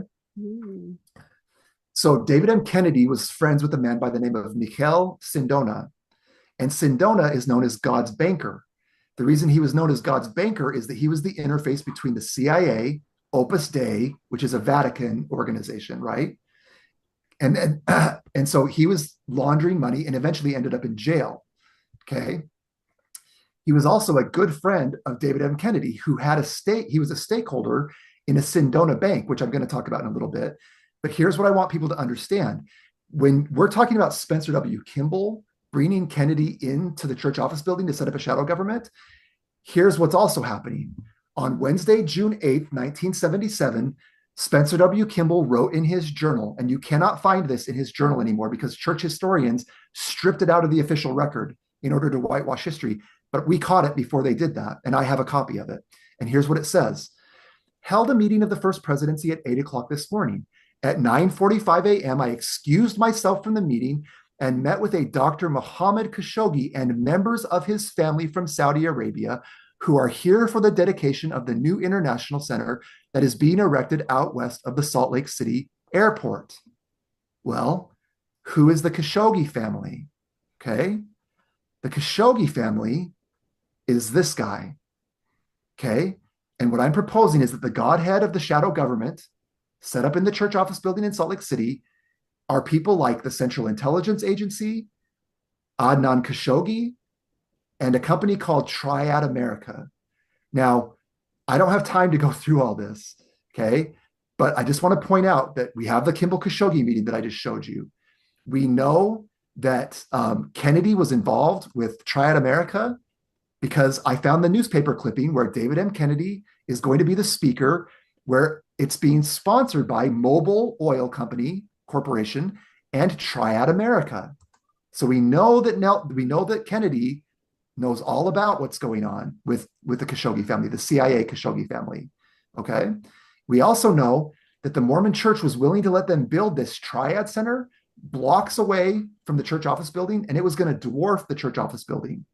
Except Khashoggi fleeced Salt Lake City and the leaders of the church, and he skipped town.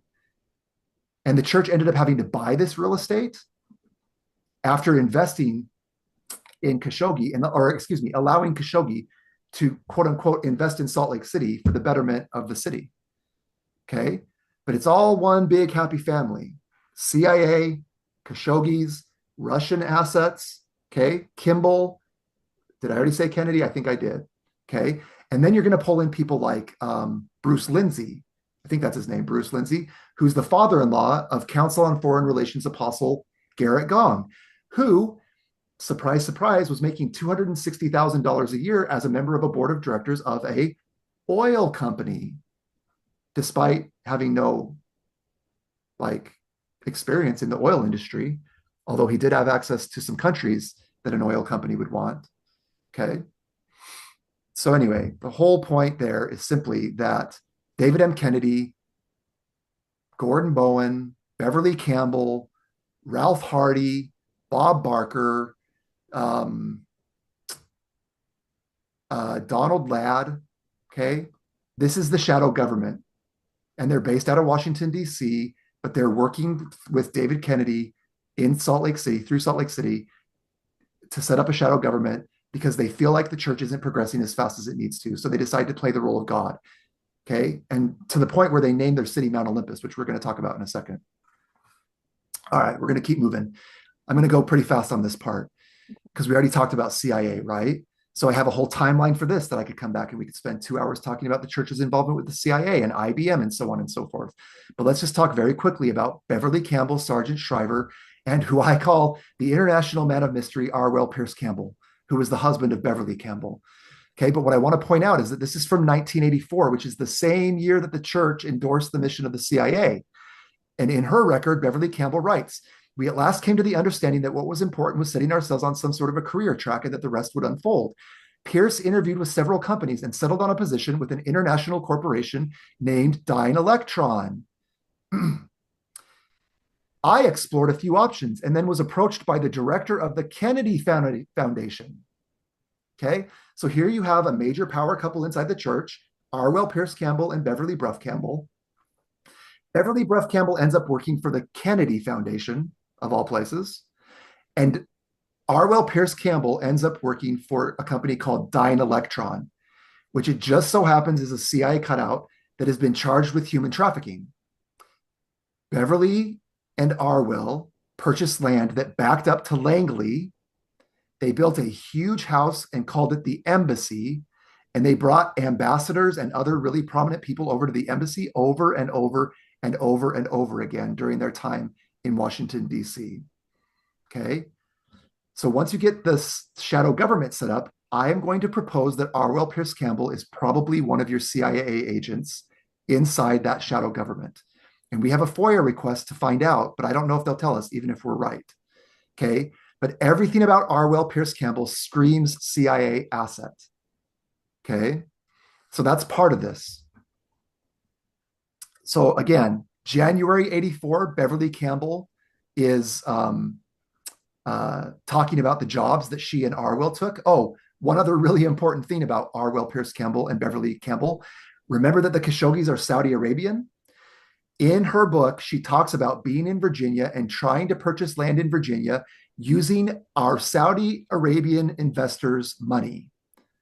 So I can't prove that that's Khashoggi money, but I'd be willing to bet that that's Khashoggi money that Beverly Campbell and Arwell Pierce Campbell are utilizing, trying to buy land in Virginia. I haven't found any transactions where they were successful yet, but we're going to keep looking and I'll let you know if we find any. Okay. So January 84, they're doing this. In February 84, we talked about in our last interview how the church endorses the mission of the CIA. It just says that despite their concerns about the possible undercutting of the church's image, leaders, elders of the church, meaning the top men in the church, endorse the mission of the CIA, and it's official. Like they'd been supporting the CIA for a very long time in lots of different ways. But now in 1984, while Jeffrey R. Holland is the president of Brigham Young University, there's a meeting at BYU, and they are formally endorsing that mission. Jeffrey Holland is now an apostle of the Church of Jesus Christ of Latter-day Saints, of course. And guess who dedicated the David M. Kennedy International Center at BYU? Jeffrey R. Holland was the one who did that. Okay. So it's all one big happy family, isn't it? Emma, I'm going to ask you actually. This section here is probably the least important section. Do you think that I should skip over it or should I go through it? It's kind of just more on what we've already talked about, and I am dragging a lot slower than I thought I was. Should I just skip this part? I would almost say let's go through it. And if we need to do kind of a part two of this part two, we can do it. I think Okay. tying some of these details in that you're doing, it's really helping illustrate how these networks work and how far they extend into government, into these churches, into the CIA, and all these different branches and institutions. And you really start to see how this one or two people or a couple people can infiltrate an entire government or an entire religious institution. So I think what you're Yeah. doing is helping paint a bigger picture. Okay, well, let's do it then. Okay. And I apologize for moving a little bit slower than I thought I was going No, this to. is so good. These details are really important. Don't apologize. All right. So we're going to talk some more about Beverly Campbell then. And what's really important about Beverly Campbell is that she is on a committee inside of the church shadow government called the Special Affairs Committee. And Beverly Campbell talks very openly about this Special Affairs Committee and how they don't have any agendas for their meeting and they don't take any notes about what they talked about. And these are the issues that are the most important, that they don't get publicity. Okay. And so basically, it's a PR, it's a group of people like lawyers, PR people, and those kinds of folks who are going to take things that the church doesn't want known wide and far, and they're going to be the ones who are the fixers inside of the church. Okay. So Beverly Campbell names some of these people. So she talks about Robert Barker right there in the middle. Okay. Now, Robert Barker is somebody that I have not actually. Robert Barker is extremely interesting, and I need to do a deep dive on Robert Barker because I bet I'll come up with a 2-hour presentation just on him. But he was an extremely powerful and influential lawyer in Washington, D.C. And at first, I thought that Beverly Campbell was calling herself the 13th apostle. And I still want to hold on to that. But if I'm really looking at it, I think what she's saying here is that Robert Barker considered himself the 13th apostle, and he's the one that pulled her out and brought her into the Special Affairs Committee and put her inside of the church office building. So for right now, I need people just to put a pin in Robert Barker, and I'll come back and I'll talk about him another time after I've had a chance to do a deep dive on him. What we know is that he served with like Patton or something like that in World War II, and then went on to this incredible career as an incredibly powerful, prominent lawyer inside Washington, D.C., who was able to keep his name out of the newspapers, which is very, very hard to do. And so, but this is one of the most influential people in Beverly Campbell's life, and the person who brings her in to the shadow government there at the church office building. Okay. This next piece is about that Special Affairs Committee, and I call it Special People Doing Special Things. And this is what I would consider the work of the deep church, right? The deep state. It's just a play on words. It's not really the deep church. It's just a play on words. But here's what she says. At my first meeting in the offices of Richard Lindsay, okay, Richard Lindsay, that's who it is. I think I said Bruce, but it's Richard Lindsay. That's Garrett Gong's father-in-law, okay? So at my first meeting in the offices of Richard Lindsay, who supervised the Special Affairs Office at church headquarters for the 12, I received a call from Elder James E. Faust. Remember that name from the Pace memo? That's James Esdras Faust, okay? So she receives a call from James E. Faust requesting that I drop by his office. I also received calls from Elder David B. Haight, okay? Now, I'm an abuse researcher, and David B. Haight is a name that comes up a lot in abuse cases. This one in particular that I'm not going to name right now. But David B. Haight is an occult secret society member whose name comes up in abuse cases, and he's a part of the Special Affairs Committee. Dallin H. Oaks, who's going to be the next president of the church, Okay. Not a cult secret society necessarily, but secret society. He was a part of a group called the Goldbrickers. Okay. And from Wendell Ashton, big time occult secret society guy. Okay. Editor of the Deseret News, so helping out with the propaganda arm of the church, each asking if I could meet with them. Elder Lindsay was surprised that they all knew me and would ask that I come to their offices. I was not surprised, but a little intimidated. So when you get somebody like Bob Barker, who plucks out a Beverly Campbell and puts her inside the church office building, she now has access to every important person inside the ecclesiastical structure of the church known as the Church of Jesus Christ of Latter-day Saints in order to do the work of the corporation, also known as the Church of Jesus Christ of Latter-day Saints. It's very important to note that Beverly Campbell was never an employee of the church. She was a general contractor for the corporation known as the Church of Jesus Christ of Latter-day Saints, but had access to everybody inside the church anytime she wanted. In fact, they were kind of desperate to have access to her. And that gives you a little bit of sense of the power imbalance between the corporation and the church as it's shifting and slipping away from the church being powerful to this parasite corporation sucking the lifeblood out of the church. And it's shifting, shifting, shifting. By the time you get Beverly Campbell, the corporation is really sucked the life out of the corporation, or excuse me, out of the church. I apologize. Okay. One of the really important things about Beverly Campbell's record is that she shows very clearly that there's a battle going on between the Bensonites, okay, and the United Nations crowd, because she writes a memo to Elder Worthlin, who is the relative of Dick Worthlin, who's in the Reagan administration. And she talks about having an ambassador at Brigham Young University. And as part of that, she says, she enumerates what she told this Chinese ambassador, and what they told this Chinese ambassador at Brigham University. One of the things that they tell them is our desire to ensure that the United Nations is a truly viable, legitimate force in international politics. Now, this is while President Benson is either still alive or just very recently dead and is over the pulpit telling people that the United Nations is a tool of the adversary. Okay. So there is a very real controversy inside the church office building in the 1980s that nobody has explored historically that I'm aware of. And it all has to do with Rotary International, United Nations, the Bensonites, and then these McKay people who believe that the United Nations should be a viable, legitimate force in international politics. Okay, that's the hidden Mormon history that I just don't think anybody has ever really explored. Okay, now we get to the part where I explain why it becomes so important for the church to make sure that no abuse scandal ever hits like major awareness outside of the church. So you can imagine if you have corporate power and you have a shadow government, so you have government power set up at the church office building, and it's working really well. The church's membership numbers are growing. The church's financial coffers are exploding, right? The church is gaining power and influence and gaining favor in the eyes of the Central Intelligence Agency and Lockheed Martin and Boeing and nuclear power people. And like, it's working. Wow. Like, we're so smart. Us special affairs people are so smart. It's working. But then all of a sudden, there's a bunch of abuse scandals that start seeping up through the bottom, because the type of people who are running the corporation are also the type of people who abuse people. And now all of a sudden you have billions of dollars of assets that you have to protect. You have land and buildings. Most importantly is that you're getting this all as a tax-exempt organization. And the only reason you're getting it as a tax-exempt organization is you have a church as a beard. And if it starts coming out that there's abuse inside of that church, and the government decides that you're not doing your job of making sure that the people in the church are safe, and they take away your tax-exempt status, the grift is over. So it becomes critical.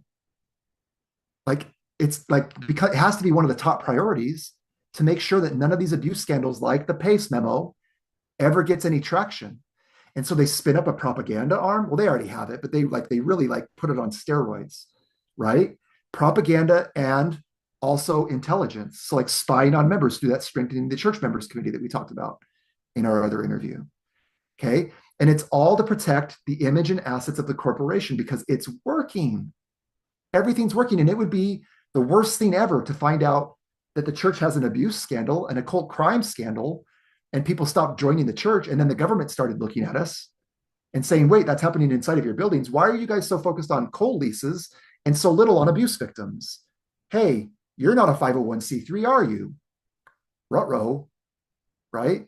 Like that's a big problem. Okay, so let's talk about some of the abuse scandals that were happening that they needed to cover up.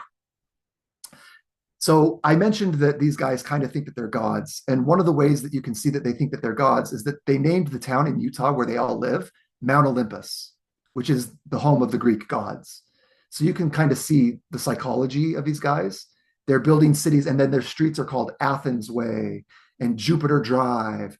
And it's all the Greek gods, right? And that's sort of how they see themselves as these Greek gods inside of Utah, right? In the Greek organizations, the fraternities. The problem is Mount Olympus and the entire East Bench is one of the most disgusting places on the face of the earth for abuse. Okay. And there's a book called Paper Dolls, okay, that talks about some of the abuse that was going on. And when April Daniels is the pseudonym of the woman who wrote Paper Dolls, when she wrote this book, she didn't realize what she was writing necessarily. But she came out just very recently, like within the last 2 years, and she kind of expounded on who some of these people were. And I'm going to tell you who 3 of the worst abusers in Mount Olympus, Utah were. Okay. So one of them was Brian David Mitchell. And if you don't recognize that name, you just need to look up Elizabeth Smart, because Brian David Mitchell is the man who abducted Elizabeth Smart. But long before he abducted Elizabeth Smart, he was abusing youth in Mount Olympus, Utah, at Highland and East High School, and the church never disciplined him for the abuse that he perpetrated in Mount Olympus. That's one. Okay. Number 2 is a guy by the name of David Fuller. And that's one that most people don't know. I didn't know about it until I kind of got in with this group with April Daniels and some of her friends. But David Fuller murdered a girl by the name of Casey Woody by luring her online, right? And then asking to meet her in person, taking her to a storage facility and murdering her, and then committing suicide.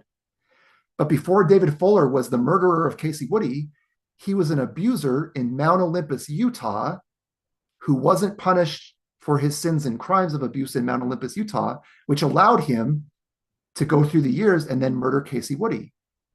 Okay. The third one is Bill Karstensen. And we talked a little bit about Bill Karstensen in our other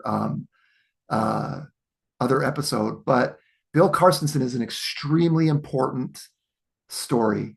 And while I tell that story, I actually want to come back up here because this story has to do with Russell Marion Nelson. And I'm gonna take some time. And I know that I'm going slow, but I really want to drive home the importance of what happened here, because now I've laid the context for people in a way that I never really have. Bill Karstensen was also abusing people in Mount Olympus, Utah in the late 1960s and early 1970s. He then went to the University of Utah and married into a very prominent skull and bones family called the Smiths. Okay. It turns out that Bill Karstensen is a diagnosed pedophile and he abuses a lot of the Smith children. Okay. The mother finds out and the grandmother finds out, and the grandmother is extremely powerful. In fact, the person who married Russell Marion Nelson was the grandfather of the Smith family. Okay. So this is all kind of like this weird like situation where it's like a skull and bones, it's like mob warfare that happens because Bill Karstensen, the diagnosed pedophile, gets inside of one skull and bones family, and he's best friends with Russell Marion Nelson's daughter, Brenda Miles, and her husband, Dick Miles. Okay. So you have a skull and bones family with children who are being abused by a skull and bones family who had a diagnosed pedophile marry into the family and slip his way in. And that's a big problem. And you end up with a huge, huge issue in Bountiful, Utah. Okay. The long and short of it is Bill Karstensen and Dick and Brenda Miles end up getting off the hook in Bountiful, Utah, because Russell Marion Nelson, as an apostle of the Lord Jesus Christ in 1986, he was called it in 1984. In 1986, he intervenes in the disciplinary process with the son of a Skull and Bones man who is the stake president in Bountiful, Utah, and tells him, you are not to punish these people. Okay. There's also a blessing given, okay, a priesthood blessing. And for people who aren't members of the church, that may not be a big thing. But for people who are members of the church, they'll understand that that priesthood blessing is considered revelation directly to Bill Carstensen, in which Bill Carstensen is told that his abuse has been sealed, like that the heavens have been sealed and he'll never be held accountable for the abuse that he perpetrated by an apostle of the Lord. Okay, this is in court documents. So Russell Nelson intervenes and the problem goes away for about 20 years. Okay. But in 2018, a man by the name of David Eccles Hardy steps forward and tells his story. And his story is this. His brother is Ralph Hardy Jr., who's a part of the Special Affairs Committee. He is one of the fixers in the shadow government there in Salt Lake City at the church office building, except that he's based out of Washington, D.C., because he's yet another prominent Washington, D.C. lawyer who's fixing problems for the church. David Eccles Hardy is a lawyer in Salt Lake City and gets a call from his brother and says, look, I have a problem. I'm going to send you a fax and I need you to walk it over and hand deliver the fax to Russell Marion Nelson. So David Eccles Hardy agrees to do that. And when the fax comes across, he reads it and it says, Dear President Nelson, or Dear Brother Nelson, Dear Elder Nelson, I'm so sorry for this tragedy which has befallen your family. We must make sure that this never makes it into the public eye. So it's abuse cover-up instructions from Ralph Hardy to Russell Nelson in 1986. And in 2018, David Eccles Hardy signs under the penalty of perjury some court documents, and they sue Brenda Miles and Dick Miles for their part in the abuse perpetrated by diagnosed pedophile Bill Carstensen and Dick and allegedly Dick and Brenda Miles. Well, you can only imagine that the Special Affairs Committee has to kick into full gear in order to make sure that this does not happen, because here's the problem. Because Russell Nelson interfered in an investigation and in local discipline, he's now the president of the church in 2018. And because he's the president of the corporation Soul, what did we just talk about? He is one of the richest people on the face of the earth because all the assets of the church belong to Russell Nelson. And he is personally liable for some of the abuse that took place in Bountiful, Utah, after he stepped in. And the lawyers who are involved in this case are going to depose Russell Nelson, establish that he interfered in this investigation, and then they're going to try to get at the church's assets. That's a lot of assets, and there was a lot of abuse. So this is like a 5-alarm fire. Let me tell you how important this is to the church, okay? David Eccles Hardy takes his story to the Washington Post. They say that they want it. He waits a couple weeks and they never get back to him. And all of a sudden he gets back to them and they say, oh yeah, we've been told that we cannot cover this story. So he takes the story to the New York Times. The New York Times says, yes, we want this story. He travels to New York to tell the story. While he's there, he gets a phone call from his brother.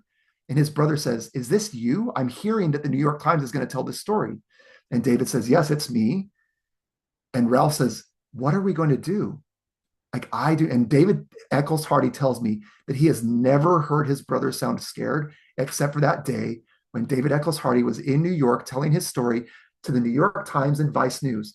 But guess what happens? Within 72 hours of getting a call from Ralph Hardy Jr., the New York Times and Vice both come back to David and say, we are not going to cover this story. We have been told that we are not allowed to cover this story. Okay. And I have the press passes that prove that David Eccles Hardy was there. Okay. I have pictures of the press passes that prove that David Eccles Hardy was there. So again, people, when you get abused and you go to the church for help, you think you're going to this local little group of people who are going to love on you and give you support. No, you are dealing with some of the most powerful people in this country and in the world, people who can kill. Stories about diagnosed pedophiles and church leaders covering up abuse. They can use the New York Times like a puppet if they want to. They can use the Washington Post like a puppet if they want to. And they do want to sometimes, and they do it. That's why I say, do never take your abuse story to the Church of Jesus Christ of Latter-day Saints, ever.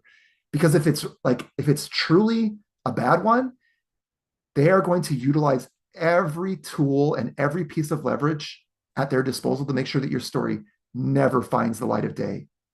Okay. Let me tell you how important this story is. Okay. I'm going to skip over the PACE document for 1 second. I'm going to skip over my story. I'm going to skip over this because here's what I mean. That 2018 lawsuit was about a man by the name of Justin William Hoyman. Okay. Now, here's something important to understand. Bill Carstensen, his name was William Joseph Carstensen. And Justin William Hoyman, his birth name was actually Justin William Carstensen. Okay. So they changed his name because his dad abused him. And then his mom got married to a nicer man by the last name of Hoyman. And so they changed his name to sort of put that in the past. But of course, when you're sexually abused, you can't really put it in. Well, you can, but it's extremely difficult to put it in the past.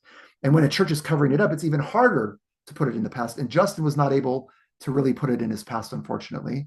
And he got involved in some painkillers and some bad situations. And he ended up having to go to jail.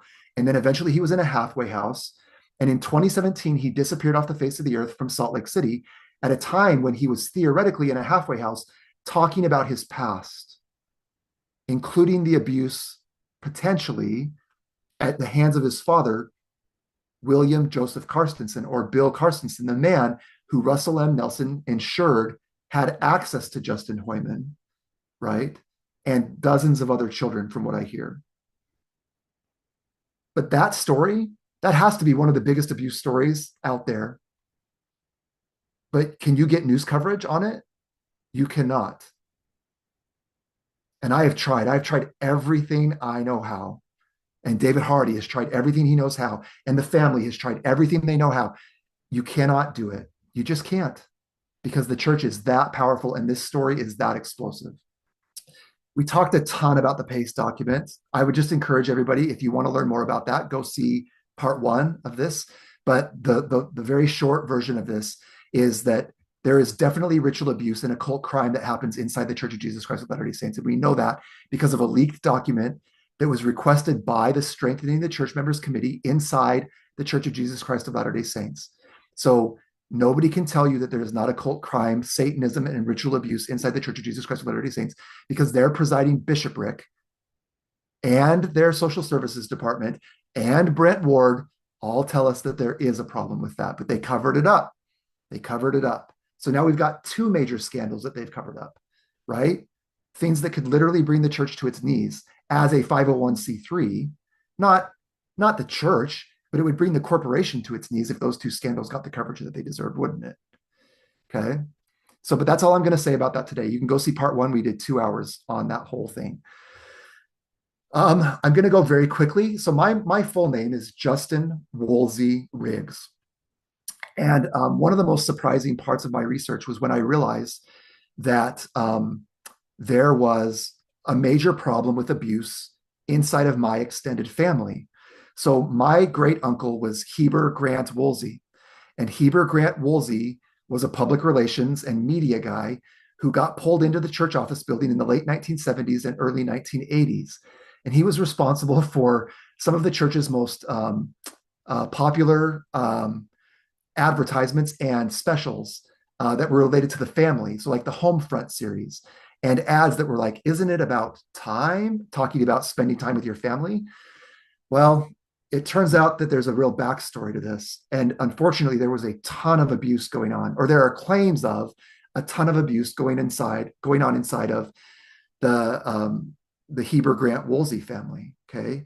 Including accusations against both Heber and his wife, Faye, accusations against his son, Grant Alma Woolsey, who definitely had a very difficult life and has like a rap sheet that's just longer than we could go through. There's allegations of that. Then there are allegations against some of the sisters. There were 8 daughters, I believe, in that family. There are allegations of abuse against some of the daughters, but those allegations are from the grandchildren. So we're talking, not to mention that Heber's wife, Faye, apparently was abused by her relatives in Canada.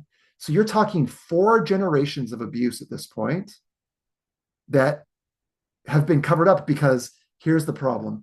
Heber Woolsey's entire career was about building the image of families can be together forever and we should have perfect families. And one of his daughters, whose name is Janine Woolsey Badsgard, spent her entire career as the Irma Bombeck of Mormonism, telling everybody how to have perfect families. But she's one of the daughters who has abuse allegations out against her. So it appears that there was a whole lot of making things up in the Woolsey family in order to help the corporation keep the brand going, while privately there were major abuse problems inside of these families. And of course, I mean, that's heartbreaking for me because those are my people. Like, that is my name, right? And I didn't know any of these people growing up, but I know some of them now. And I can tell you, it is the hardest case that I've looked at in order to determine what's true and what's not true, because the number and type of allegations it's just like a mushroom cloud. It just seems to never end. But like, what's very clear is that there is a huge abuse problem inside of my extended family. And that's hard. That hurts. But one of the reasons I do this research is that I don't want my children to perpetuate patterns inside of our family that have led to these kinds of situations, because our children deserve better, don't they? And that's why we're here, theoretically, is to build a world that's better for our children. So maybe we should stop covering up abuse, and maybe we should just start talking about it openly, because secrets make you sick, but sunlight is the best disinfectant, right? Now I sound like an advertising guy. Sorry about that. I didn't mean to like throw out all my mottos all at once. But like, can we stop, everybody? Like, dear Mormons, can we stop pretending that our families are perfect, like my great uncle Heber and his daughter Janine did?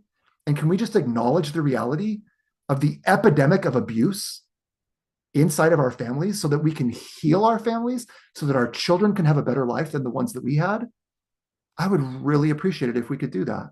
And I would love for you to join me in trying to tear my research apart and showing me where I'm wrong. Because if I'm not wrong, then we have to do this. There's no other way out.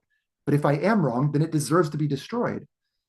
The problem is I can't get them even to talk to me right now because their cultural conditioning is so strong, and the PR arm and that intelligence arm of the church is so strong that I can't even get this out to the general Mormon population to even try to tear it down. Anyway, that's neither here nor there. That's my soapbox moment for this interview. So, but it means a lot to me because it's my family, right? This is why I have to understand what happened. I have to. I can't stop until I understand. All right. So, in order to make sure that none of this gets out, the church formulates an abuse prevention and response strategy. Unfortunately, it has to be one of the biggest faux pas in the history of 501c3s, because what the church ends up doing in terms of their abuse response strategy is they start a hotline that all the church members think is for abuse victims. But anytime an abuse victim gets involved, what they learn very quickly is that it's not for victims. It's to protect the image and assets of the church by putting you in touch with a lawyer, not the victim. The victim doesn't get to talk to the hotline. The representatives of the church get to talk to the lawyers of the corporation so that the corporation can begin to formulate a legal strategy to protect the image and assets of the church if that abuse happened in a way that would allow the church to be held, not the church, the corporation to be held liable, or the church actually, either the corporation or the church to be held liable. So at first this works because nobody understands what it is. But the further we get away from establishing that abuse hotline, the more people see exactly what it is, which is nothing to do with helping victims and everything to do with protecting the image and assets of the church. So pardon me. So you now have a corporation that has billions, if not a trillion or trillions of dollars of assets, okay, that has to cover up abuse in order to make sure that they can have their tax-exempt status and their 501c3 status held together. And the way they do that is to harm the most vulnerable parts of their population, which is abuse victims. This is going to go down in history. Like, I don't predict things very often.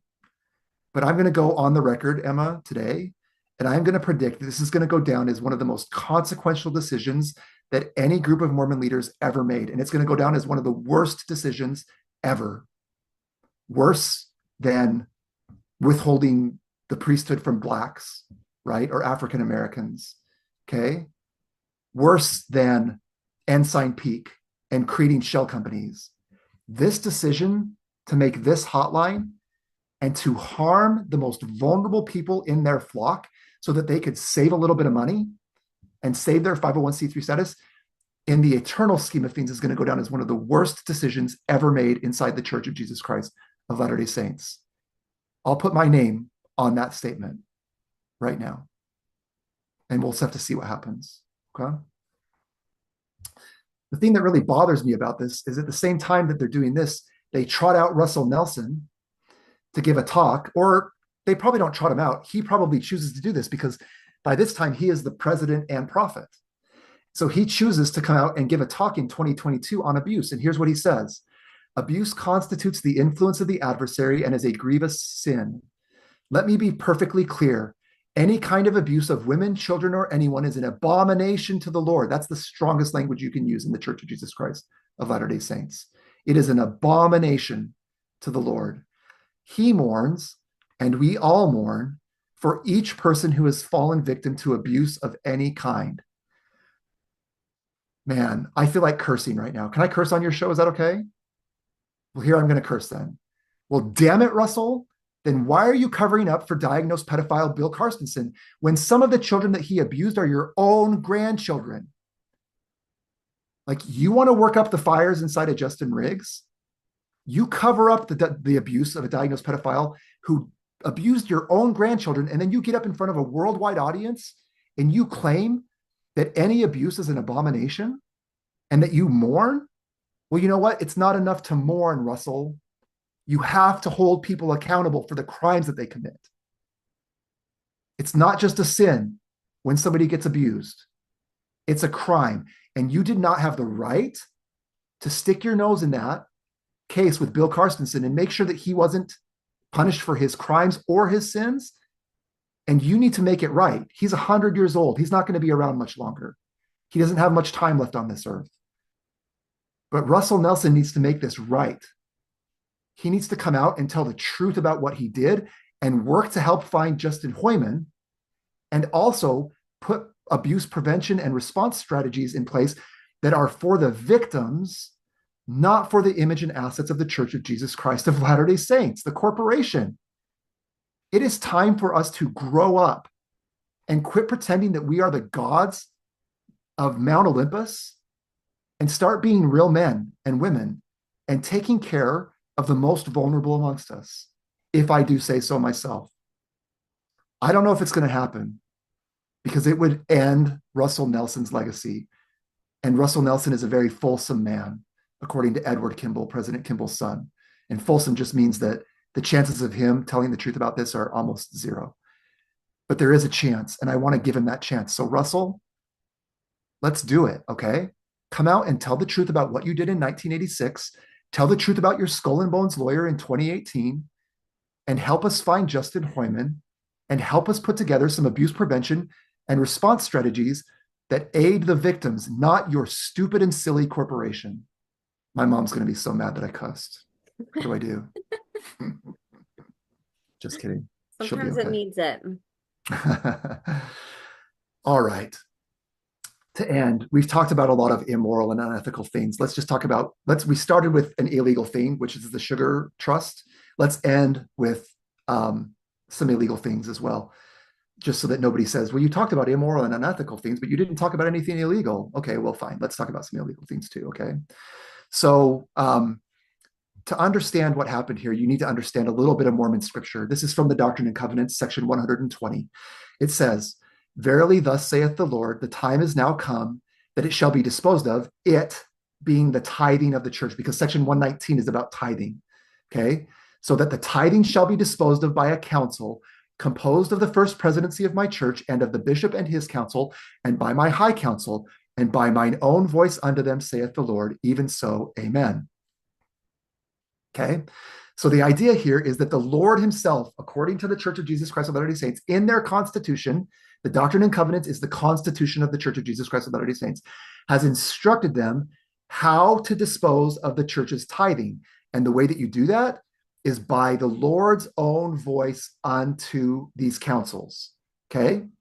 So here's what happened with the church's tithing money in reality. Okay? So the church admitted that from 1997 to 2022, they engaged in a series of illegal behaviors where they took the tithing money and invested it into securities and other things in order to grow the funds of the church. The way that they did that was by setting up shell companies and then using people with names that would not be easily recognized as members of the church. They had people signing documents that they had never seen. They would send them, they would fax them the back copy of a legal document and say, please sign this. And the document is attesting to the fact that everything in that document is true. So it's a false attestation, which is illegal. Okay. And they're engaging in all this illegal behavior, including these two things that I pulled out.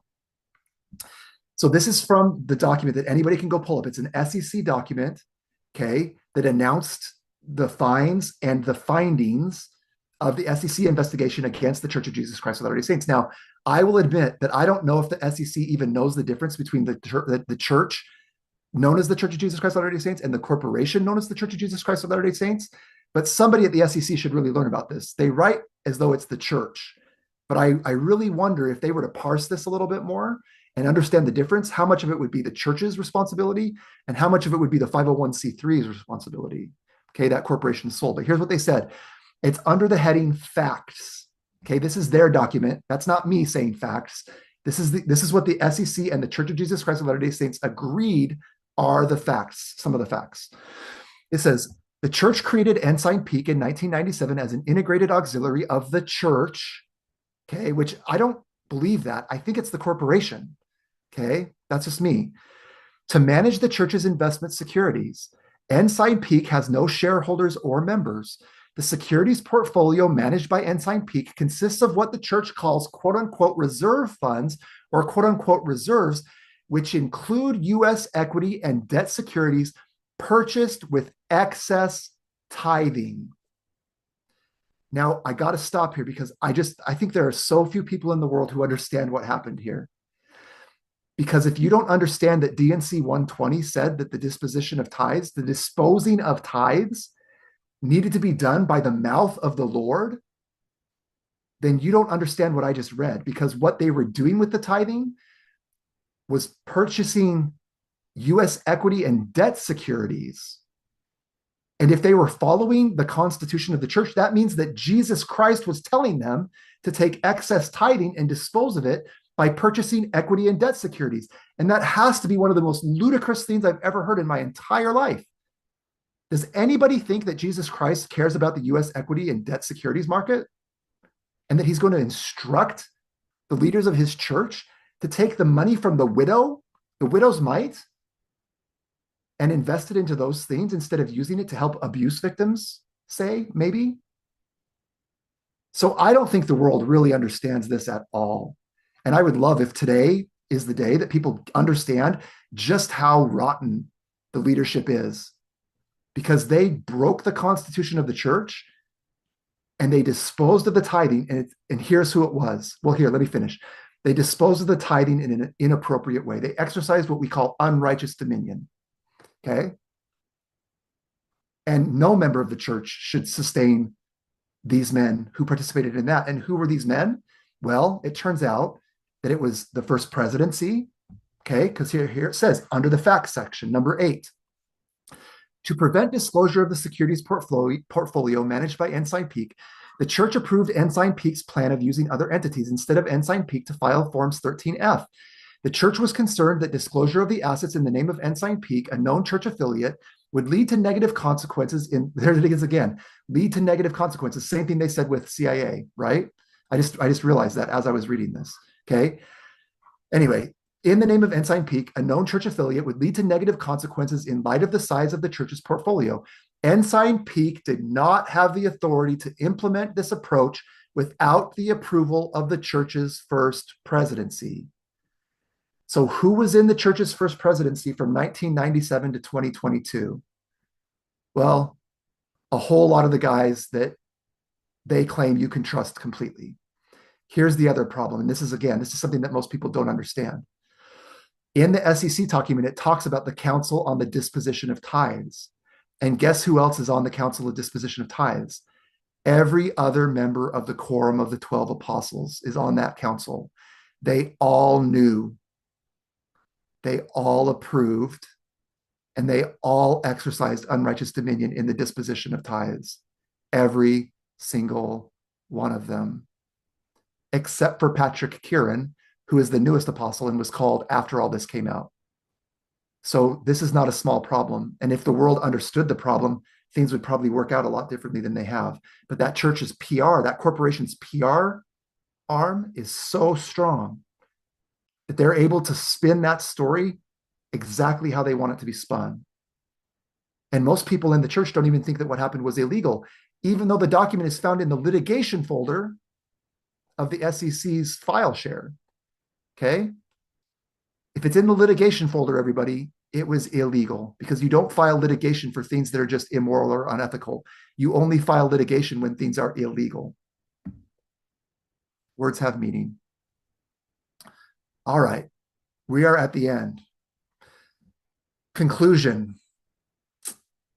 I found something that I think is very interesting that I think people should look at.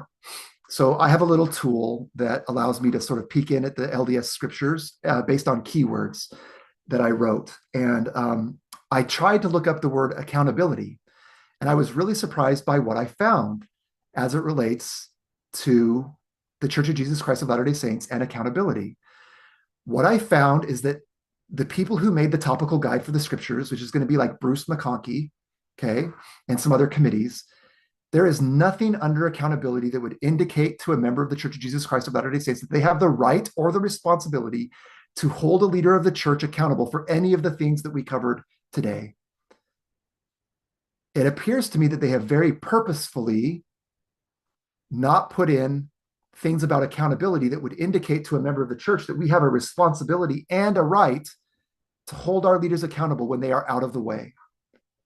But everybody can go look this up for themselves, and they can read all the scriptures that are in the topical guide of the LDS scriptures, and they can see that none of it has anything to do with holding leaders accountable. And that's important because there's most definitely some scripture about this. In the book of Timothy, it talks about this, and it says, against an elder receive not an accusation, but before 2 or 3 witnesses. Now, that is some King James language that is a little bit difficult to understand, but let me tell you, the translation of that is not, don't ever receive an accusation against elders, but if there are 2 or 3 witnesses, go ahead and receive it against anybody else. That is not what that translation is. And I have a degree in ancient Near Eastern studies, so I know a little bit about translating ancient languages, okay? The translation of this is, make sure that you don't receive an accusation against an elder when it's just one person. But if there are 2 or 3 witnesses, then you need to receive that accusation, because God is not a respecter of persons, is he? Okay. So are there 2 or 3 witnesses? Well, that's a little bit problematic, because right now I'm kind of the only one talking about this. And I'm kind of the only one who really understands a lot of this. So I need somebody else to step up and, again, either tear my argument apart and leave me with my shame manifest, like the Doctrine and Covenants talks about, or I need a second or third witness to step in and say, hey, no, this is like real. And the leaders need to be held accountable through the law of common consent, which is in the Constitution of the Church of Jesus Christ of Latter-day Saints. And we need to stop consenting to letting these corporate leaders suck the life out of the spiritual body. Okay? Sorry, that was a little bit of a tangent, but here's the scripture. Against an elder receive not an accusation, but before 2 or 3 witnesses. Them that sin rebuke before all, that others also may fear. So as I was getting excommunicated, I was told over and over and over again, Justin, you can't talk about this publicly. Justin, it doesn't matter what they did. You can't tell anybody what they did publicly. You shouldn't be writing about this, Justin. It's not your place. You're out of your lane. I was told over and over and over again. But the scriptures tell me that we are to rebuke them before all. if I'm right, which is a big if. But if I'm right, this rebuke needs to happen in front of the entire world because what they've done is unconscionable. And in order for the next generation of leaders to fear, these men need to be brought to task in front of everybody, which has already started with the SEC stuff, except that they spun it. So we need to keep advocating that this corporation be held accountable for their actions instead of giving everybody the benefit of the doubt for what the church says, because anybody can say anything, but actions reveal intent. So Paul goes on to say, I charge thee before God and the Lord Jesus Christ and the elect angels that thou observe these things without preferring one before another, doing nothing by partiality. Okay, that's an important formula before God, Jesus Christ, and elect angels. And without saying too much about that, every temple going member of the Church of Jesus Christ of Latter-day Saints should recognize that formulation. It is the most sacred and binding way to say something in the Church of Jesus Christ of Latter-day Saints that you can say. And what does Paul tell us? We should do it with impartiality, with no partiality. That means that if a leader commits a sin, they do not get partial treatment because they're a leader, because they have the second anointing, because we like their smile, or the fact that they can wiggle their ears like we did with Thomas S. Monson, who was covering up abuse. We administer the best form of justice that we can. Okay? Here's my last pitch. I think I might have to do something here. My last pitch for everybody watching this today is this. One of the worst things that the Church of Jesus Christ of Latter-day Saints was engage in extremely racist behavior for 150 years or something like it. It was a long, long time. And then they had the gall to get up and do this. This was a general authority by the name of Alexander Morrison, who in September 2000 got up in general conference and gave this quote. He said, how grateful I am that the Church of Jesus Christ of Latter-day Saints has from its beginnings stood strongly against racism in any of its malignant manifestations. That is the biggest bunch of baloney that I have ever heard in my life. But this is how powerful these church leaders think that they are. They think that they can be racist for 150 years. And then when they finally decide to do the right thing, they think they can get up in front of a worldwide audience and claim that they never had anything to do with racism. They've always been against racism, when there is so much historical evidence that proves it otherwise. But that is how powerful they think they are. That is how powerful they believe that the cultural conditioning is. And often they are right.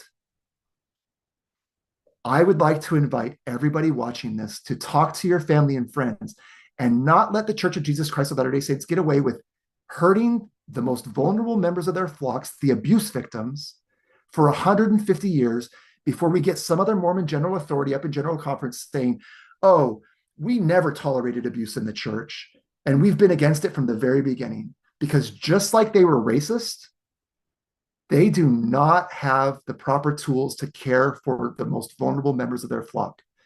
But we need to hold them to account today, not in 150 years.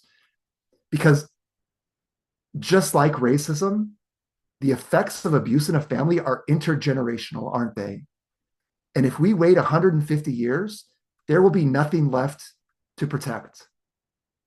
There will be nobody left to protect in 150 years if we don't hold them accountable now and get the programs in place and the people in place who can protect these most vulnerable members of the flock. So I would plead with you, if you are watching this show, to try to tear down the argument.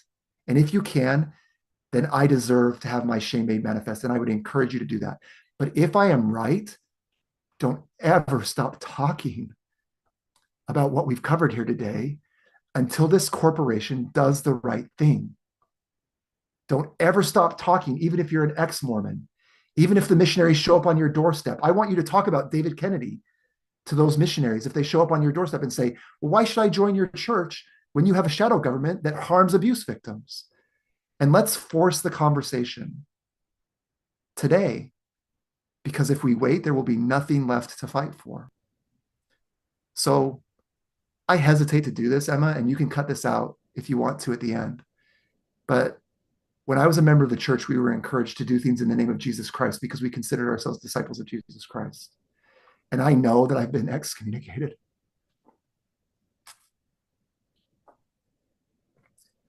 from that organization at this point. But today, I want to offer that invitation to you in the name of Jesus Christ, whom I still serve despite the fact that I was cut off from my people and told that I was no longer welcome to communicate with my brothers and sisters. And so I do that. I make this offer and I plead with you in the name of Jesus Christ to not let them get away with this. Thank you so much for having me on and letting me be here and do that. And it's very healing for me on my journey. I'm just so grateful for your show and your willingness to bring people on to have these types of conversations. I know it's hard. I heard about your YouTube channel, and it's a shame that we live in a world that won't let us talk about these things without giving us strikes or putting scarlet letters on us or excommunicating us or destroying our life's work or those kinds of things. I hope that our children and our grandchildren can grow up in a different world than that. And if so, I know that you're going to be a big part of that. So thanks for having me on. It is an honor to have you on, and it's great to see strong men like you stepping up. For far too long, I've seen women coming up and speaking on behalf of children. And of course, there's been men, but there's been an overwhelming amount of women survivors and advocates who have been coming forward. And just now, these last few years, I feel like there's been an influx of men who are coming forward, speaking about their own abuse, and then really standing by the women who have been coming forward, as well as the children, and I'm so Yeah, grateful that you chose to go on this journey. I know that what you're going through is difficult. Um, it's a shame, like you said, that we suffer consequences for standing up for kids, and that the best interest of a lot of, whether it's a social media platform or an institution, a conglomerate, that a lot of what they care about is their reputation, how you've gone over, and the best interests of the leadership and how they're viewed. And it's not to protect our most vulnerable, yeah, and I think that's really confusing for people because these leaders that we're trusting to protect and to provide safe places, safe spaces, we are taught to not question them, to just respect them because they're a leader, because they're a CEO, because they're high ranking and whatever it is that they're doing, and then as well as their associations around them. And the last thing that anybody wants to confront, of course, is that people that they've been trusting could be doing such horrific and heinous things behind the scenes, whether directly or indirectly, abuse or covering it up.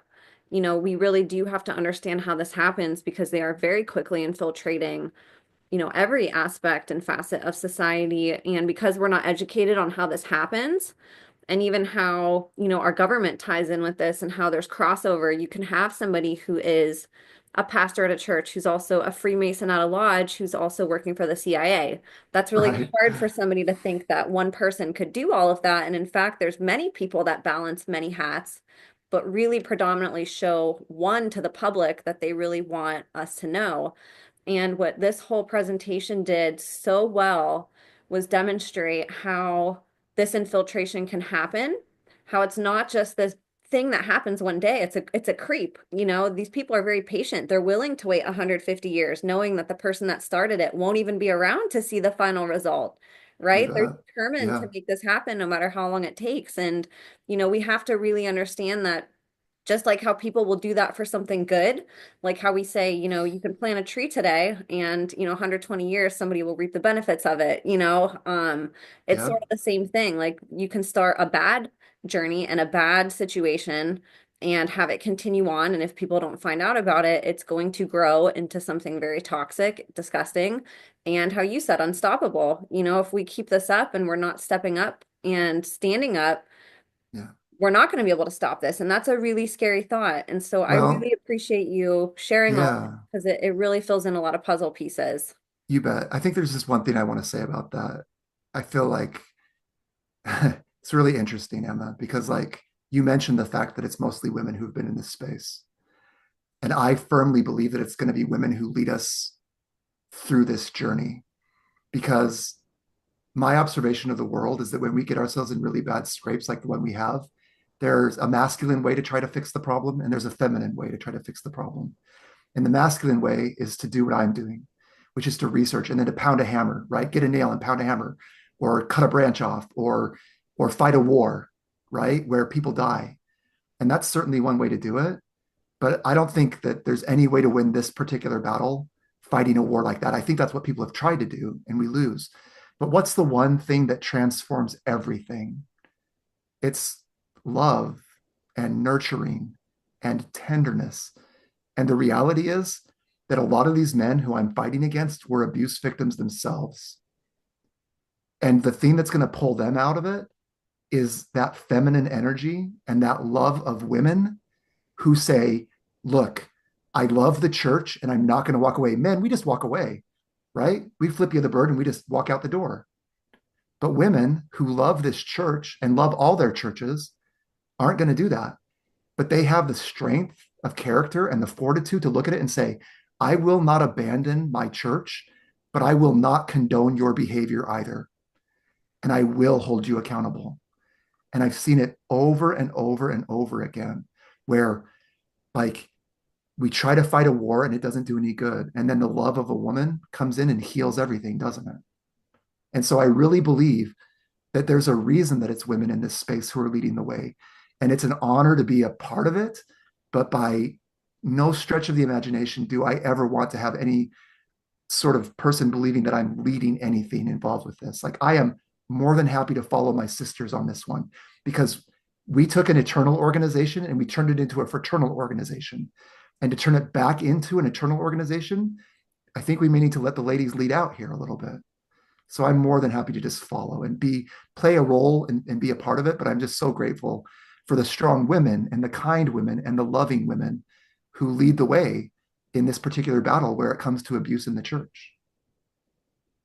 I agree with you a lot on that, and I think women feel more confident being feminine, knowing that there's men supporting them, because there's not in these institutions. It's very masculine driven, like you said, so they don't leave room for that feminine energy. So it's wonderful to have men who do see that and who are coming up and adding their piece to it, standing by us and, working just like how we're supposed to. We each have our strengths and weaknesses and we complement each other. We need both to help with this. And, we need to all step up and reprioritize how we look at other humans. We're so hell-bent on worshiping our work and worshiping these things that just don't matter, and putting humanity to the side and saying, well, you're just a kid, you have to go to daycare and you don't matter. And I'm a mom, I have to just go work. I'm not supposed to care for my kids. That's not how society wants me to do it. And we've really lost track of having empathy for our fellow humans, and when you hear about these cases, I don't know how somebody's heart can't just shatter and for them to want to do something. And so I think that's why it's so important that research like yours is shared,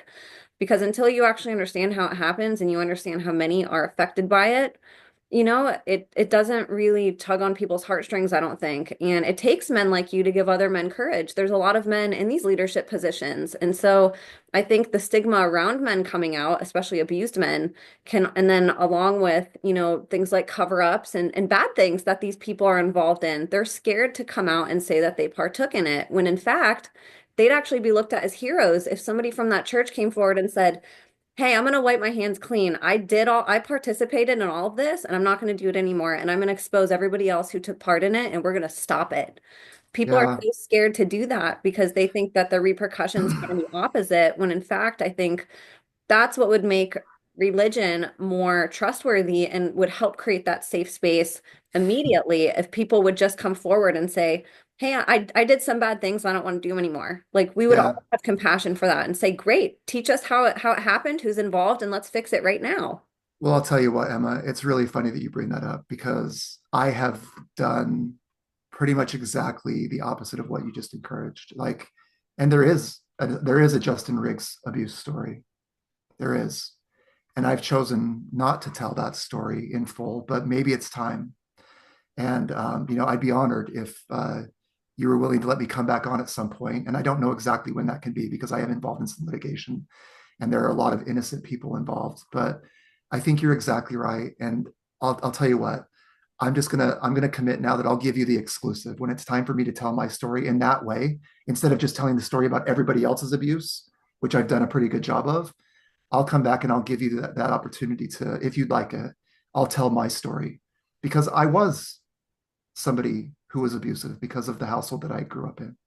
And that story needs to be told at some point too, right? And look, in the end, anybody who looks you in the eye and says that they've never done anything abusive is certainly not a person that you should trust completely because we all do it, don't we? We all abuse, don't we? At one time or another in our lives. So I'll come back and I'll tell my story to you and to anybody who'd like to listen to it. Not because my story is important, but I think that the point you make is important, that if somebody doesn't stand up and just admit what it really was, then how are we ever going to move forward? So thank you for creating that space to allow for that. We'd be honored to have you on. And in fact, many of my guests, if not all of them, and you even detailed it in the PACE memo, a lot of the victims, even in the LDS church scandals, were forced to perpetrate as Yeah, children, however old they were. That's a part of it, and whether it's forced or whether it's something that is a side effect of not having the right tools to heal from trauma, you're right. Like that is something, and there's so much shame around it and saying I messed up or I went through this, when in fact those are the things that really like bond us together and make other people feel less alone and feel less afraid to share what they went through so we can actually start the process of healing. Like all of this is just, it's all the root of all of this bull crap in society is childhood trauma. Like it really is, and child abuse. yeah, Like we live in a society that's really become the foundation of it, not honoring the child and protecting the child and keeping children safe and loved. It's like this child abuse perpetuating, society of, yeah, traumatized adults who don't have help, safe institutions that aren't trauma informed to help.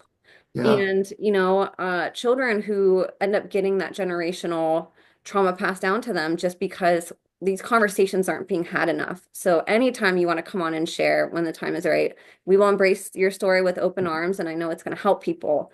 And it's going to help. There will be people on the other side of the screen who need to hear your story and who will find healing from it, and people who will find the courage to start speaking out their own story. So anytime you want to come on, I welcome that. And I just can't thank you enough. This research is so extensive that you've done. I can't even imagine how many hours of time you have spent unearthing all of these documents that I'm sure are not hard to find. And some of them maybe you can't find anymore.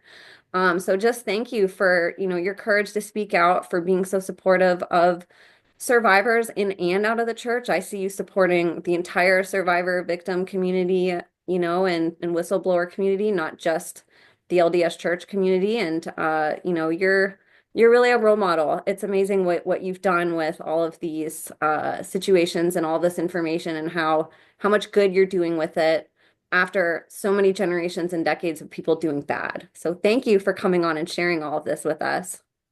it's very kind of you. Thank you. You are welcome. And before we tie up today, let's share with people where they can find you on social media. If you want to share that on your screen, or else I can share it on mine as well. Yeah, I can share it. That's fine. Okay. So I want people to follow you. yeah. Oh gosh, I'm not sure I want people to follow me, but it's I one of do. the biggest, You put one of the out so biggest much surprises. information. Yeah, is the number. It makes me nervous, but um, so you can go to ldsabuse.info, and we have a resources page, a research page. Just so people know, we just started a data page just this week, which I'm really excited about. And so, like, you can find this presentation that I just gave on the data page, and you can go through that on your own. And then you can also find some. I was a director of analytics for a while, and so I started taking some of the data that we've compiled, and we're starting to produce some work product to show people visually some of the things that we're learning instead of just talking about it. So that's one place, and we'll be a little bit more active there than I have been in a little while. And then the other place is obviously just Twitter, where I use the handle at LDS Abuse. And yeah, everybody is free to come here. And looks like my friend Mormon Abuse. This is another great channel that I would encourage people to follow. It's at Mormon Abuse.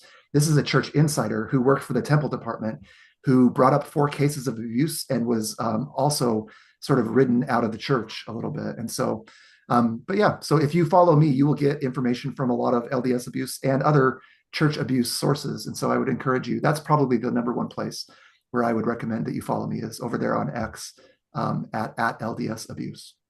I agree. You're constantly putting what you've been researching and you're supporting other accounts. So especially for people who are interested in this topic and you want to learn more, please go follow Justin on social, go to his website. Really easy, free way that we can support people coming forward, and it doesn't take any time. And a lot of us are on these platforms anyway. So go to his channels, go to his social media, and please share everything and just help get eyes on him and help get this information out. You guys, to me, like this is really groundbreaking. I can't believe that this hasn't been talked about more because this is something that we can prove through documentation happened. It's not just hearsay. It's not something people can say is conspiracy. There's actual written documentation and articles and plenty of evidence that, hours and hours and hours of it that actually prove that this has happened. And it paints a template and a picture of how this happens. That's always a big question, why it happens and why it gets covered up and how it gets covered up, and the more we can educate ourselves on how occultism has infiltrated our industries and society, the quicker we can clean this mess up. It's time to take the garbage out. So we need more of us that care about this and who talk about it and who make it more of a tableside or fireside chat instead of these things that you can only talk about on Reddit and, in these little conspiracy holes. So the more you guys share, the more mainstream these conversations become and the more legitimacy and validation we give to those who have suffered at the hands of these cover-ups and perpetrators who, aren't providing safety for our most vulnerable population. So, Justin, is there anything else that you wanted to leave off with before we close up for the day? No, that's so beautifully said. And it's your show, so you get the last word. Just thank you again for having me on. I appreciate it. It's my honor. And I'll have all Justin's links in the show notes, you guys, as well as mine. Follow us on all platforms. Share, share, share, like I said. We can't do this without you guys. Thank you so much for listening. Bless you all, and we will see you next time.